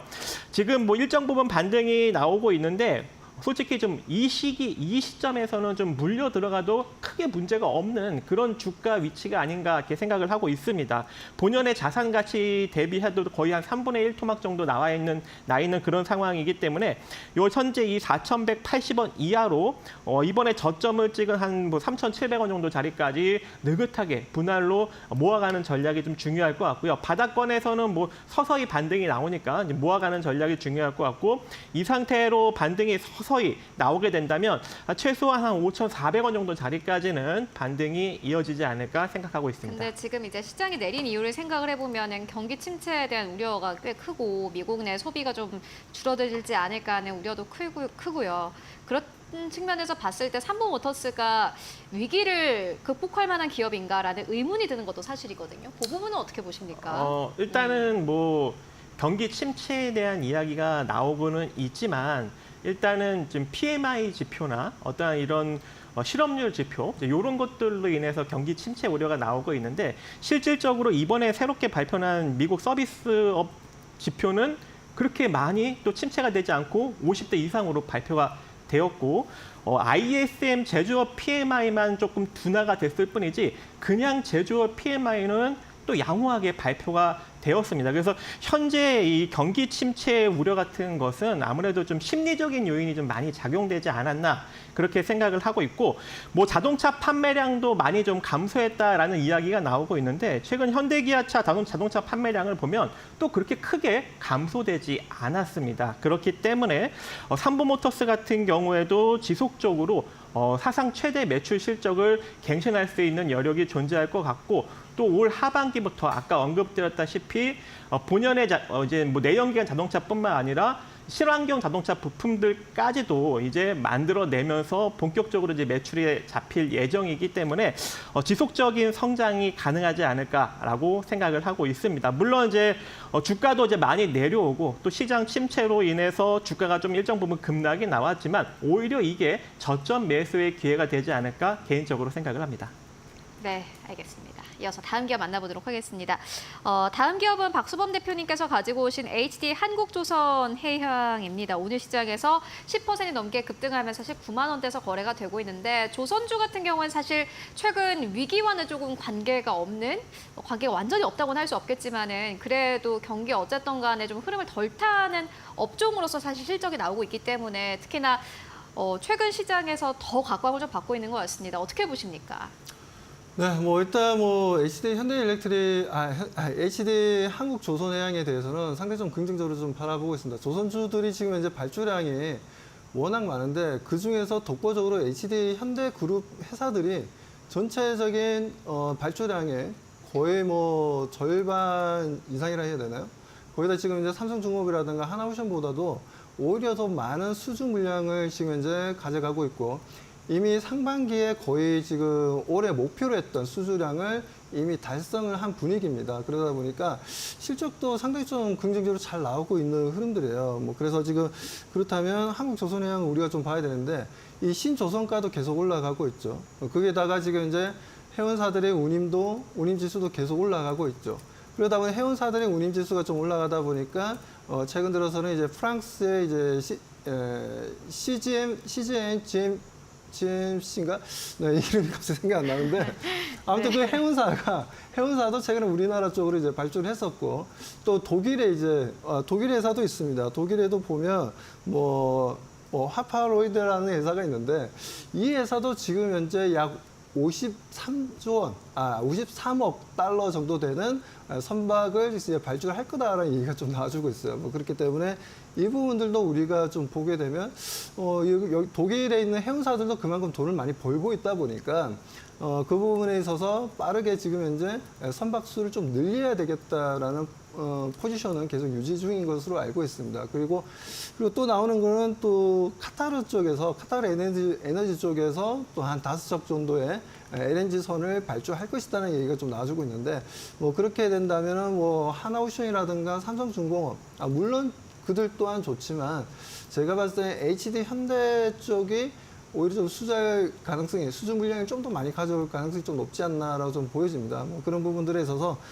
발주량에 대해서는 우리가 좀 걱정할 필요도 없고, 상반기 때도 너무 좋았지만 하반기 때도 우리가 한번 좀 기대를 해보고 실적에 대한 빠른 성장성, 뭐 그 부분들은 분명 주가에 반영이 되고, 지금같이 시장이 어느 정도 패닉셀도 만들어지고 있고 시장이 좀 거시적인 부분들이 많이 안 좋아 있는 상황이긴 하지만 그래도 선박 발주 부분에 있어서는 계속 꾸준하게 만들어지고 있다. 그리고 국제해사기구의 IMO 같은 경우에도 지금 이제 2008년도를 기준으로 해서 지금 현재 탄소 배출이라든가 여러 가지 환경적인 부분들에 있어서 2030년까지 2050년까지 2008년을 기준으로 해서 그때보다 탄소 배출량을 50% 이상 좀 줄이겠다라고 했기 때문에 친환경 선박에 대한 수주 물량은 계속 늘어날 거고, 그리고 기존에는 벙커시유를 사용했던 부분들이 있어서 해양 오염이 굉장히 좀 심했던 부분들이 있었는데 지금의 LNG를 통해서 좀 더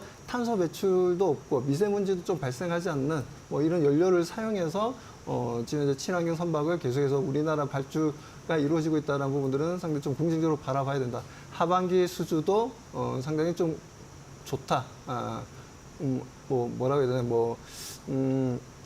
좋다는 표현을 따르게 좀 재밌게 좀 해보려는데 갑자기 하려고 하다 보니까 좀 말문이 막히네요. 네. 아무튼 상당히 좀 좋은 분위기를 연출해주고 있습니다. 알겠습니다. 재밌게 표현하려고 했지만은 딱히 어떠한 단어도 떠오르지 않았지만은 그래도 결론적으로 뭐 봤을 때는 사실 조선 업종도 증권사에서도 사실 어떻게 보면 가장 좀 긍정적으로 평가를 하고 있는 업종이기도 한 것 같고, 그리고 최근에 경기 침체 이야기가 나오는 국면 속에서 어떻게 보면 시장의 리스크를 좀 해지할 수 있는 기업들이 아닐까 하는 생각 듭니다. 무엇보다 지금 이 시점에서는 어떻게 좀 투자 심리를 사실 마음을 잘 잡아야 되기 때문에 실적이 좋은 기업들을 선택을 하는 게 그 어느 때보다도 중요하지 않을까 하는 생각이 들고요. 그런 의미에서 HD 한국조선해양 만나보고 왔습니다. 이어서 마지막 기업 만나보도록 하겠습니다. 두올인데 오늘 시장에서 4% 가깝게 상승을 나오고 있고 2,965원에서 현재 거래가 되고 있습니다. 이 기업을 박정식 파트너님께서 가지고 오셨는데 좀 앞에서 만나봤던 기업이랑 비슷한 것 같기도 하고요. 아닌 것 같기도 하고요. 어떻게 보십니까? 네, 지난 8월 1일 날 소개를 해드렸는데 안타깝게도 이제 시장의 급락과 맞물려서 좀 내려왔습니다. 하지만 자, 이 종목도 지금 주봉상 20선을 이제 막 이탈한 상황이기 때문에 빠르게 한 3,250원 정도까지 기술적 반등력을 줄 수 있을 것 같아 일단 여러분들한테 소개를 해드리는 거고요. 일단 이제 지난번에도 언급드렸다시피 일단 뭐 제네시스 브랜드 첫 전용 전기차인 GV60의 이 시트 커버를 지난 2021년 8월부터 납품을 하고 있는 상황이고, 거기다가 아이오닉 5까지 현재 납품을 해서 향후 한 2027년까지 이 두 차종에서만 2천억 정도 매출을 일단 확보를 해 놓은 상황입니다. 거기에 이제 현대차가 본격적으로 이제 10월부터 미국 전기차 공장이었죠. 물론 이제 최근에는 하이브리드까지 이제 생산을 한다라고 이제 발표를 하고 있지만, 이 조지아 전기차 공장이 이제 본격적으로 가동에 이제 준비를 들어가고 있는 상황이어서 아무래도 두올이 그에 대한 어떤 수혜를 받을 수 있는 여력이 있다고 판단이 되고 있습니다. 1분기 매출액도 일단 뭐 전년 동기 대비 10% 정도 증가했고요. 영업이익도 5.8%나 증가를 하면서 전년에 이어서 올해도 이제 사상 최대 실적을 지속적으로 갱신을 하고 있는 상황이고, 최근 이제 한국 자동차 판매량이 조금 감소하면서 이 한국 쪽 매출은 조금 감소를 하였는데, 이 중국과 유럽 그리고 미국 쪽에 일단 매출이 올해도 지속적으로 증가 추세에 놓여져 있기 때문에 아무래도 올해도 성장이 지속적으로 이루어지지 않을까라는 증권사의 전망이 지속적으로 나오고 있는 상황입니다. 거기에 최근에 좀 주가가 좀 많이 빠졌죠. 이렇게 많이 빠졌기 때문에 아무래도 이제 조금 이제 주주 친화적인 정책을 계속적으로 펼치고 있는 것 같습니다.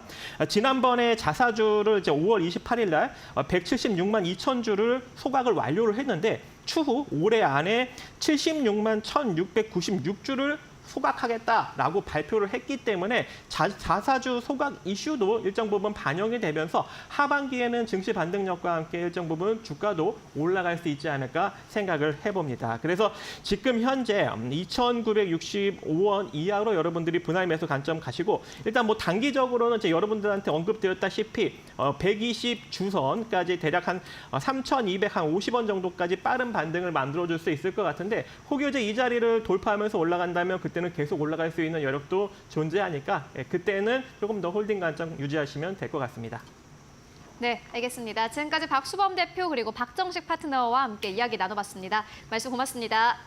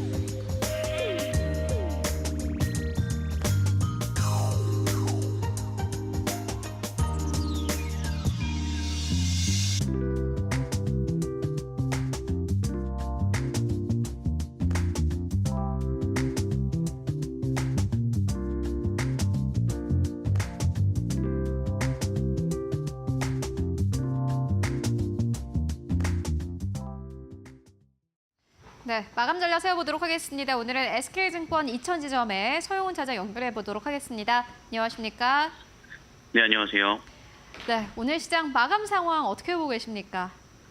네, 오늘 어저께 너무 큰 하락세가 좀 이어졌기 때문에 거기에 따른 저가 매수가 유입되면서 좀 반등세가 좀 이어지긴 했습니다만 다소 좀 아쉬운 점도 분명히 좀 있지 않나라고 생각을 하고 있습니다. 특히나 외국인 수급들을 좀 살펴볼 필요가 있을 것 같은데요. 코스닥 같은 경우에는 3,500억 가량 매수세가 들어왔다는 점에서는 좀 긍정적으로 볼 수 있겠지만 특히나 선물 시장에서의 변동성이 상당히 컸습니다. 오늘 외국인들이 장 초반에는 1조 넘는 매수세가 이어졌고 오후장까지는 계속해서 매수폭을 좀 줄여나가면서 2천억 가량 매수폭을 좀 줄였습니다만 동시효과 부분에서는 오히려 좀 매도 전환하는 모습이 나타나 준 만큼 현재 시장에서 저가 매수에 따른 변동성 외도독 장세를 만들어내고 있으나 이것이 큰 반등을 만들어내기 쉽지 않은 자리다라는 것을 좀 보여주는 흐름이 아니었나라고 생각을 하고 있습니다. 그렇기 때문에 오늘 시장만을 봤을 때는 좀 반등이 나왔다라고 볼 수 있겠으나 당분간은 V자 반등보다는 좀 변동성이 좀 큰 장세가 이어질 것으로 예상이 되고 있고요. 다만 현재 구간에서 전저점을 다시 이탈만 하지 않는다라면 어느 정도 좀 안정권에 들어서면서 업종별 순환매는 좀 이어질 수 있을 것으로 예상이 되는 만큼 당분간 시장의 움직임을 볼 때 외국인 수급들을 특히 선물 시장에서의 수급들을 주요하게 좀 체크를 해보시면서 투자 전략을 세우셔야 되지 않을까라고 생각을 하고 있습니다. 네, 오늘 시장 반등이 나타나고는 있지만은 앞으로 변동성이 이어질 가능성 크다라는 부분 짚어주셨습니다. 그렇다면은 꼭 오늘이 아니더라도 이렇게 변동성이 좀 커질 때 저희가 기회를 잡아볼 만한 기업 있다고 보십니까? 일단 대표적인 종목으로 삼성전자를 말씀드릴 수 있을 것 같은데요. 삼성전자도 많이 하락을 했고 외국인들의 매도폭이 상당히 크게 나왔습니다. 다만 삼성전자의 펀더멘탈을 파악해봤을 때 현재 구간에서의 하락은 좀 과도한 감도 있다라고 좀 판단을 하고 있고요. 특히나 삼성전자가 반도체 쪽에 대한 기대감으로 좀 올라간 부분도 있지만 최근 스마트폰 출하량 자체가 상당히 좀 높아지면서 점유율 자체가 19% 이상 좀 늘어나고 있는 상황들을 좀 보여주고 있습니다. 갤럭시 24라든가 G 플립 6에 대한 부분들의 판매량으로 인해서 스마트폰 사업 부분의 좀 매출이 좀 증가하고 있다는 점을 감안해 보면 현재 구간에서 저가 매수 기회로 잡아볼 수 있지 않을까라고 생각을 하고 있고요.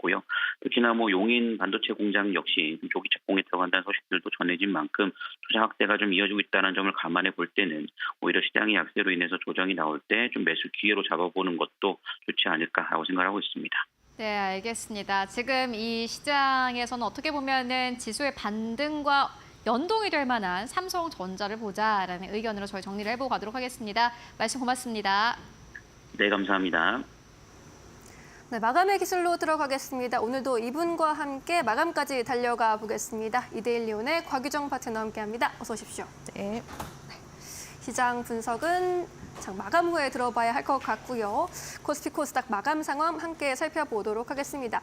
그래도 반등이 나와서 조금 다행이라고 해야 할까요? 코스피 지수 3%대, 코스닥 지수 6%대 강세로 마감을 할 것으로 보입니다. 전일의 하락폭이 워낙에 이례적으로 컸기 때문에 오늘은 반동이 나올 수밖에 없는 구조였다고 해석을 해야 할 것 같습니다. 코스피와 코스닥 그래도 강세로 마감을 할 것으로 보이네요. 코스피가 3.55%, 86포인트가량 오르면서 2,528.15에 마감을 준비하고 있고요. 코스닥은 조금 더 오르고 있습니다. 6.21%, 장 초반보다 상승폭이 좀 줄어든 것은 조금 아쉽긴 하지만 74.18포인트에서 마감을 기다리고 있는 상황입니다. 투자자별 매매 동향 보시면 어제와 비슷한 양상이 펼쳐지고 있습니다. 코스피에서 외국인과 기관의 매물이 계속해서 출회되는 양상입니다. 외국인이 1,400억 원 가까이, 기관도 3,000억 원 넘게 물량을 빼내고 있고요. 개인만이 나홀로 매수에 나섭니다. 코스닥도 마찬가지로 어제와 똑같은 상황입니다. 외국인과 기관은 사고 있는데 개인이 팔아치우고 있고요. 개인은 4,953억 원의 팔자세를 나타내고 있습니다. 외국인과 기관 각각 3,000억 원, 1,300억 원의 매수 우위가 집계되고 있는 상황입니다. 삼성전자 72,800원 선에서 마감을 준비하고 있는 상황입니다. 우리 증시 마감합니다.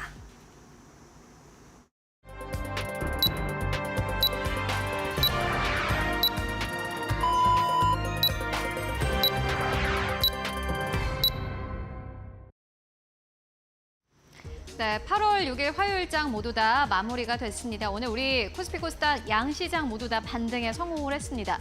그리고 한국 증시보다 더 빠르게 마감이 된 일본 증시도 역시나 마찬가지로 10% 이상 지수 자체가 폭등하면서 사상 최대의 이 상승폭을 나타냈다고 합니다. 그렇다면 오늘 시장 전체적인 분위기는 어땠을까요? 마켓스핀을 통해서 분위기 살펴보고 가도록 하겠습니다. 네, 오늘 일단은 단기 테마 쪽으로 봤을 때는 조선 쪽 좋았고 암호화폐 쪽도 좋았고 그리고 초전도체 쪽도 좋았습니다. 장기 테마 쪽으로 봤을 때는 광모들 쪽, 오늘 전기전자가 전반적으로 강세 흐름을 보였고 유전자 진단키트가 9.6% 이상의 상승 흐름이 나왔습니다. 실적 테마를 봤을 때는 K전력 쪽이 8.6%, 반도체 설계 쪽이 7.9%, 전기차 쪽이 7.8% 이상 강세 흐름이 나왔고 또 오늘 전체적으로 상승한 기업들 함께 살펴보시면 오늘 이 상장한 기업이 있습니다. 아이빔 테크놀로지가 공모가 대비해서 33% 이상 급등 흐름을 보였습니다. DXVX는 30% 이상의 급등세, 스펠코도 오늘 시장에서 상한가 그대로 안착하면서 거래 마감을 했고요. 그리고 코로나19 관련주들 오늘 시장에서 또 강세 흐름을 보였습니다. 보시다시피 휴마시스가 25% 이상의 급등세, 국제약품도 오늘 시장에서 18% 이상 급등 흐름을 보였고 또 개별적인 이슈와 함께 급등 흐름이 나왔던 기업들도 꽤 많습니다. SK이터닉스 오늘 시장에서 21% 이상의 상승세, 토비스도 17% 넘게 상승세, SG도 오늘 시장에서 25% 넘게 상승 흐름을 보였습니다. 전체 업종으로 봤을 때는 오늘 2차 전지 쪽이 가장 시장에서 강했습니다. 7% 이상 급등 흐름을 보였고요. 조선 쪽도 역시나 마찬가지로 6.8% 이상의 상승세, 제약 바이오가 전체 시장 가운데서는 3위 업종으로 오늘 시장 강력한 상승을 나타냈습니다. 5.4% 이상 상승 흐름을 보였는데 지수는 어느 정도에서 마감했을까? 지수 마감 상황 함께 살펴보고 가도록 하겠습니다. 네, 오늘 양시장 모두 다 상승 흐름으로 거래 마감했습니다. 코스피가 3.3% 넘게 상승하면서 2,522선에서 거래 마감을 했고요. 코스닥 지수 보시다시피 6% 이상 급등 흐름을 보이면서 732선에서 거래 마감을 했습니다. 양시장 모두 다 장중한 때는 코스피는 2,578선까지 올라가기도 했습니다. 조금 더 상승폭이 사실은 컸었는데 그 상승폭을 어느 정도 좀 내어주면서 거래 마감한 부분이 약간 아쉽고요. 코스닥 같은 경우에도 역시나 마찬가지 장중한 때는 730선을 738선까지 올라가면서 고점을 조금 더 높이기도 했습니다. 그렇다면 오늘 시장 시가총 1위권부터 5위권까지는 어땠을까요? 함께 만나보도록 하겠습니다. 삼성전자, SK하이닉스 상승하기는 했지만 보시다시피 음봉으로 거래 마감했고 SK하이닉스와 비교하면 삼성전자의 반등폭은 사실 아쉽습니다. 오늘 1.5% 상승하면서 72,500원대에서 거래 마감을 했습니다. 그리고 SK하이닉스 같은 경우에는 오늘 시장에서 5% 가깝게 급등 흐름 나왔습니다만은 역시나 마찬가지 음봉으로 거래 마감했고요. 163,700원대에서 거래 마감한 모습 함께 확인하실 수 있습니다. LG 엔솔의 경우에는 오늘 시장에서 4.6% 넘게 상승세, 삼성 바로직스 4% 넘게 상승 흐름 보였습니다. 어제 시장에서도 전체 지수 대비해서는 아웃퍼폼이었고 그리고 오늘 다른 기업들만큼 또 잘 올라간 기업이 삼성 바로직스인 듯하고요. 현대차가 5% 가깝게 상승하면서 23만 5천 원대에서 거래 마감했습니다. 6위권부터 10위권까지를 함께 만나보시죠. 셀트리온이 1위권부터 10위권까지 가운데 나홀로 하락입니다. 보시다시피 0.27% 약보합에서 거래 마감했고요. 18만 2천 원대에서 거래 마감한 모습 함께 확인할 수 있습니다.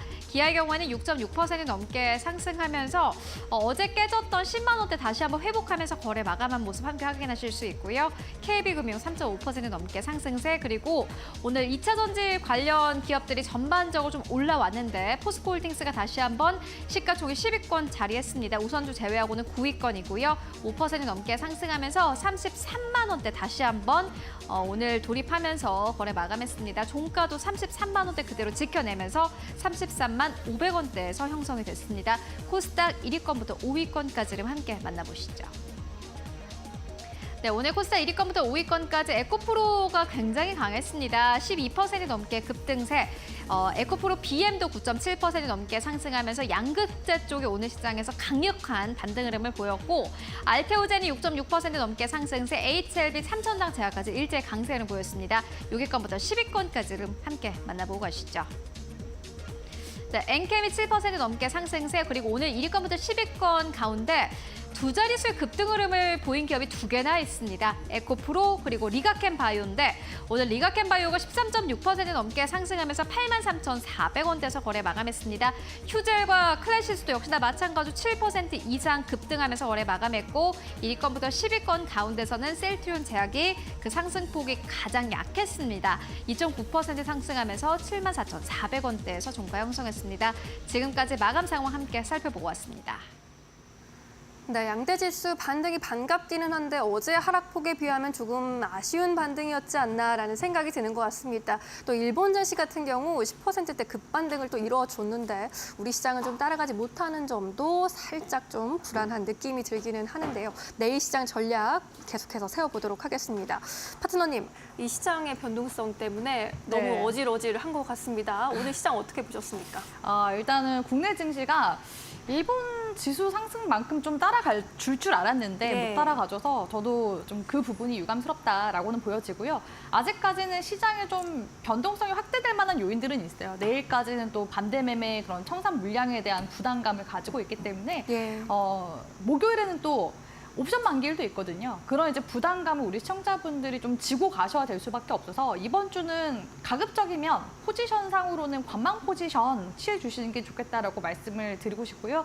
지금 이렇게 시장이 폭락했었던 거 관련해서 뭐 지금 후술적으로 뭐 경기 침체다 아니면 뭐 엔캐리 트레이드 영향이다 내지는 AI 거품이 꺼졌다 이런 이야기들이 굉장히 많이 가고 있는데 분명히 이제 시장 폭락에 영향을 줬었던 여러 가지 뭐 요인들이 있겠지만 또 추가적으로 찾아보니까 그 최근에 엔 가치가 7월 이제 말쯤에 이제 인상하겠다라는 이야기가 BOJ에서 나왔었죠. 일주일 동안 그 한 7.5% 정도 급등이 나왔더라고요. 그러니까 네. 지금 엔달러 시장 역시도 변동폭 자체가 굉장히 좀 크게 나오거든요. 거의 1년치 변동폭이 나온 거라고 볼 수가 있을 것 같은데 선물 계약으로 엔을 조달했었던 투자자들이 이런 이제 엔 가치 상승으로 인해서 지금 중개사 쪽에서 그 마진콜을 그러니까 추가 증거금을 요구를 했었거든요. 근데 시장에서 엔을 사들여서 막았습니다. 그 상태에서 지금 엔 가치가 더 올라가게 돼서 네. 지난주부터 이제 쏟아지는 그런 이제 마진콜을 막지 못해서 전 세계적으로 이런 다량의 선물 계약이 강제 청산하게 되면서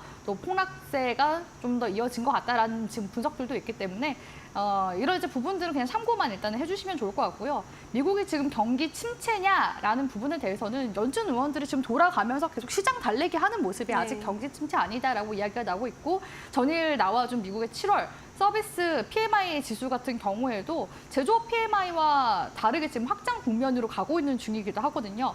PMI가 50을 초과를 하게 되면은 긍정적이라고 볼 수가 있는데 어떻게 나왔냐면 이번에는 이제 51.4를 기록을 했습니다. 그러니까 좋게 네. 나온 거죠. 그래서 경기 전망이 좋다라고 보는 업계 관계자가 지금 절반 이상이라는 의미이기 때문에 계속해서 연준은 늘 그랬듯이 데이터를 확인하자라는 이야기를 할 가능성이 높습니다. 그 데이터 중에서 가장 중요한 게 다음 주 발표될 소비자 물가지수인 CPI가 될 것으로 이제 보여지고요.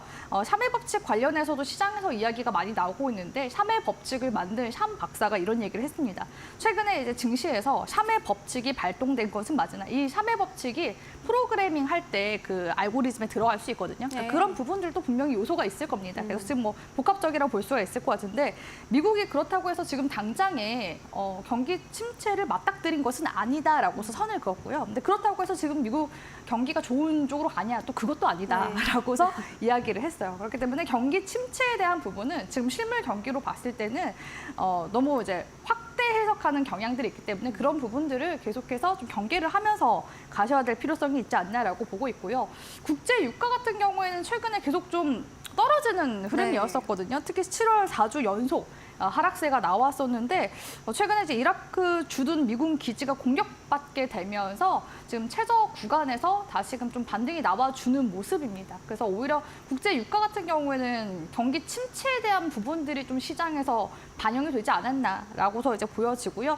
이런 이제 여러 가지 것들도 같이 고려를 하셔야 되기 때문에 유가도 한 번씩 체크를 해주시는 게 좋고 우리 이제 국내 시장이 사실 좀 본격적으로 시장의 수급이 좀 들어와 주려면 코스닥 시장에 있어서만큼은 금투세 폐지 이슈도 우리가 좀 계속 지켜봐야 되는 부분이라고 생각이 들어요. 네. 일단은 한동훈 당대표와 추경호 원내대표가 당정회의에서 계속해서 금투세 폐지를 빨리 이제 해야 된다. 8월 내에라도 진행을 해야 된다라고 이야기가 지금 현재 나오고 있는 중이고 민주당 쪽에서도 원래 이제 금투세 관련해서 토론회를 원래 진행을 하기로 했었는데 증시 상황이 워낙 긴급하다 보니까 네. 토론회가 연기가 됐습니다. 아무튼 지금 주식 투자하는 투자자들이 1,400만 정도 된다고 하잖아요. 그렇기 때문에 금투세 폐지에 대한 목소리가 이번 증시 폭락과 맞물리게 되면서 더 빠르게 촉구가 될 가능성이 높고 네. 만약에 뭐 8월 달에 통과가 된다 한다면 증시 V자 반등 나올 때 분명한 거는 긍정적으로 볼 수 있겠다라고 보여집니다.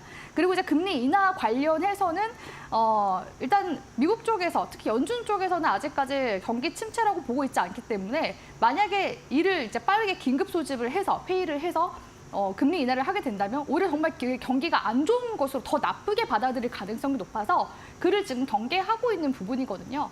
대신에 이제 FOMC 9월 달에 만약에 진행하게 되면 B컷으로 갈 가능성이 높습니다. 그렇게 된다면 지금 이제 미국 대선 구도에 있어서 해리스 쪽으로 민심이 좀 더 돌아가게 될 가능성이 높기 때문에 예. 이번 이제 금리 인하 같은 경우에도 미국의 정치적인 변수와 같이 함께 보셔야 되는 부분들이 있어서 일단은 이번 주는 가급적이면 이제 관망하시면서 가시되 다음 주 이제 이슈가 사실상 더 중요한 네. 그런 반등 모멘텀과 이벤트들이 많다라고 볼 수가 있을 것 같습니다. 네, 이번 주에도 여러 가지 이슈들 남아있어서 불확실성이 상존되어 있기는 한데 그래도 어제의 패닉 셀링이 과도했다라고 보는 시각은 중론으로 여전히 잘 가고 있는 것 같습니다. 그럼 이러한 분위기를 타서 내일 시장 조금 더 반등이 나와서 어제의 낙폭을 좀 다 만회해줬으면 좋겠거든요. 네. 내일 전략은 좀 어떻게 세워가는 게 좋겠습니까? 시장의 변동성이 너무 크기 때문에 예. 폭락 장세에서 좀 가장 그나마 뭐 이제 좀 투자다운 투자를 하겠다 한다면 저는 단연 삼성전자를 하셔야 된다라고 보여지고요. 아직까지는 네. 변동성이 있기 때문에 나는 이제 단기 트레이딩 관점으로 매매를 하고 싶어요 하시는 분들은 이 종목 보셨으면 좋겠어요. 빅텍이라는 종목인데요. 네. 사실 이제 어제도 이제 빅텍을 우리 시청자분들께 좀 제시를 도와드릴까 하다가 증시가 워낙 긴급한 상황이기 때문에 빅텍을 제시를 도와드릴 수가 없었습니다. 근데 오늘 같은 경우에도 보면 빅텍이 한 10% 정도 오늘 다시 반등세가 강하게 나왔거든요. 그러니까 예. 전일 시장 빠질 때 떨어지기도 했었지만 아직까지 이 테마성으로 봤을 때는 모멘텀이 지금 현재 살아있는 그런 상황이라고 볼 수가 있을 것 같아요. 빅텍은 항상 이제 전쟁 관련 이슈가 있을 때마다 움직임이 나왔었던 네. 중소형 관련 종목이기 때문에 트레이딩 관점으로 보시면 좋을 것 같거든요. 그래서 이 전쟁이 사실 뭐 어제 중동에서 열릴 뻔 했다가 지금 다시 이야기가 소강 상태로 갔습니다. 그래서 이 디데이가 지금 또 언제로 거론이 되고 있냐.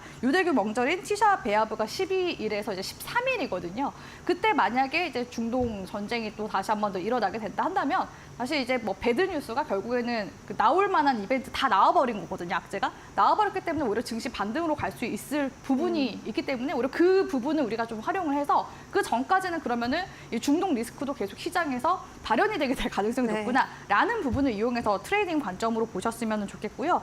현 시점에서 이제 공략을 하신다라고 친다면 지금 현재 월봉 흐름 보면 7,000원 구간대까지 상단 흐름이 열려 있어요. 그러니까 올해 전고점 구간이었던 7,000원대, 이 구간대까지는 변동성을 우리가 좀 이용을 해서 단기 트레이딩 진행을 해볼 수가 있겠다라고 보여지고요. 손절 구간 같은 경우에는 지금 하단 지지 구간도 명확하긴 한데 최근에는 증시 변동성이 너무 크니까 5,000원 구간대에 이탈하면은 최소 반매도 그리고 하단 지지 구간인 4,700원 이탈하면 전량 정리하는 쪽으로 진행을 하시면 가격 전략 잡으실 때 수월하게 우리 시청자분들 트레이딩 하실 수 있기 때문에 관련 전략 참고해 나가셨으면 좋겠습니다.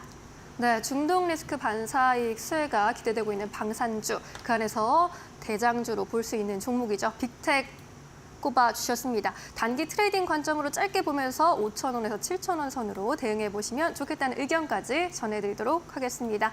오늘 말씀 여기까지 듣겠습니다. 고맙습니다.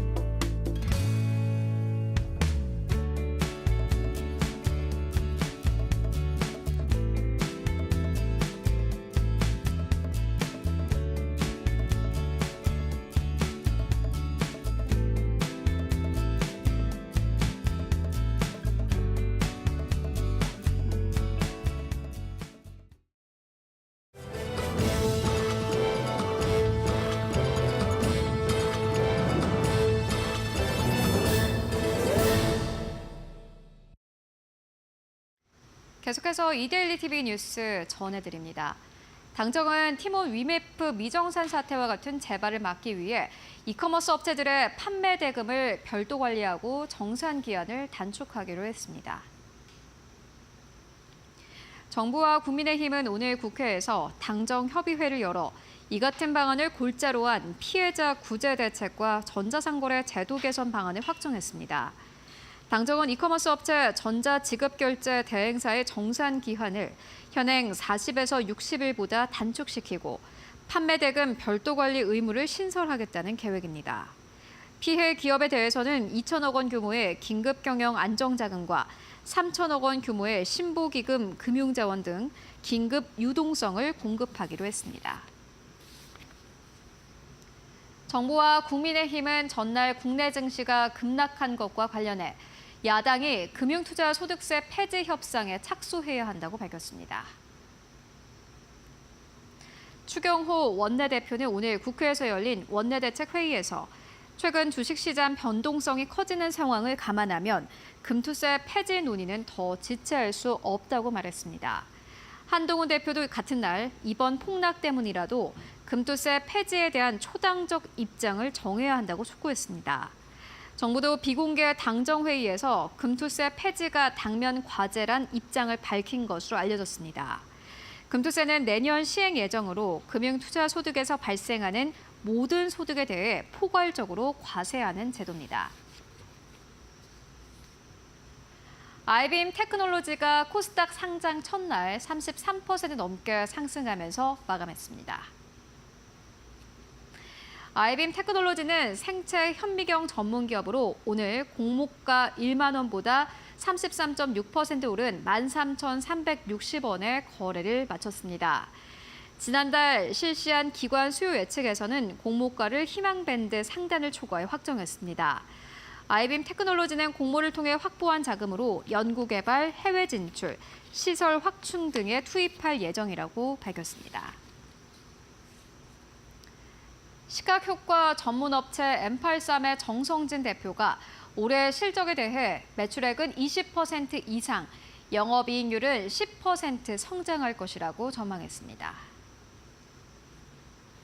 M83은 VFX 전문 회사로 영화 노량 죽음의 바다, 한산 용의 출현, 승리호 및 드라마 빈센조, 스위트홈 2 등의 메인 스튜디오로서 대규모 VFX를 맡아 진행했습니다. 정 대표는 올해 1분기 5% 미만 영업이익률을 기록한 이유에 대해 프로젝트에 따라 대규모 자금이 필요한 경우가 있어 실적 변동이 있다며 온기 기준으로 실적을 봐야 한다고 설명했습니다. 이어 강력한 인적 자산이 경쟁력이라며 글로벌 컨텐츠 시장을 선도하는 종합제작 스튜디오로 도약하겠다고 밝혔습니다. 지금까지 이데일리 TV 뉴스 전해드렸습니다.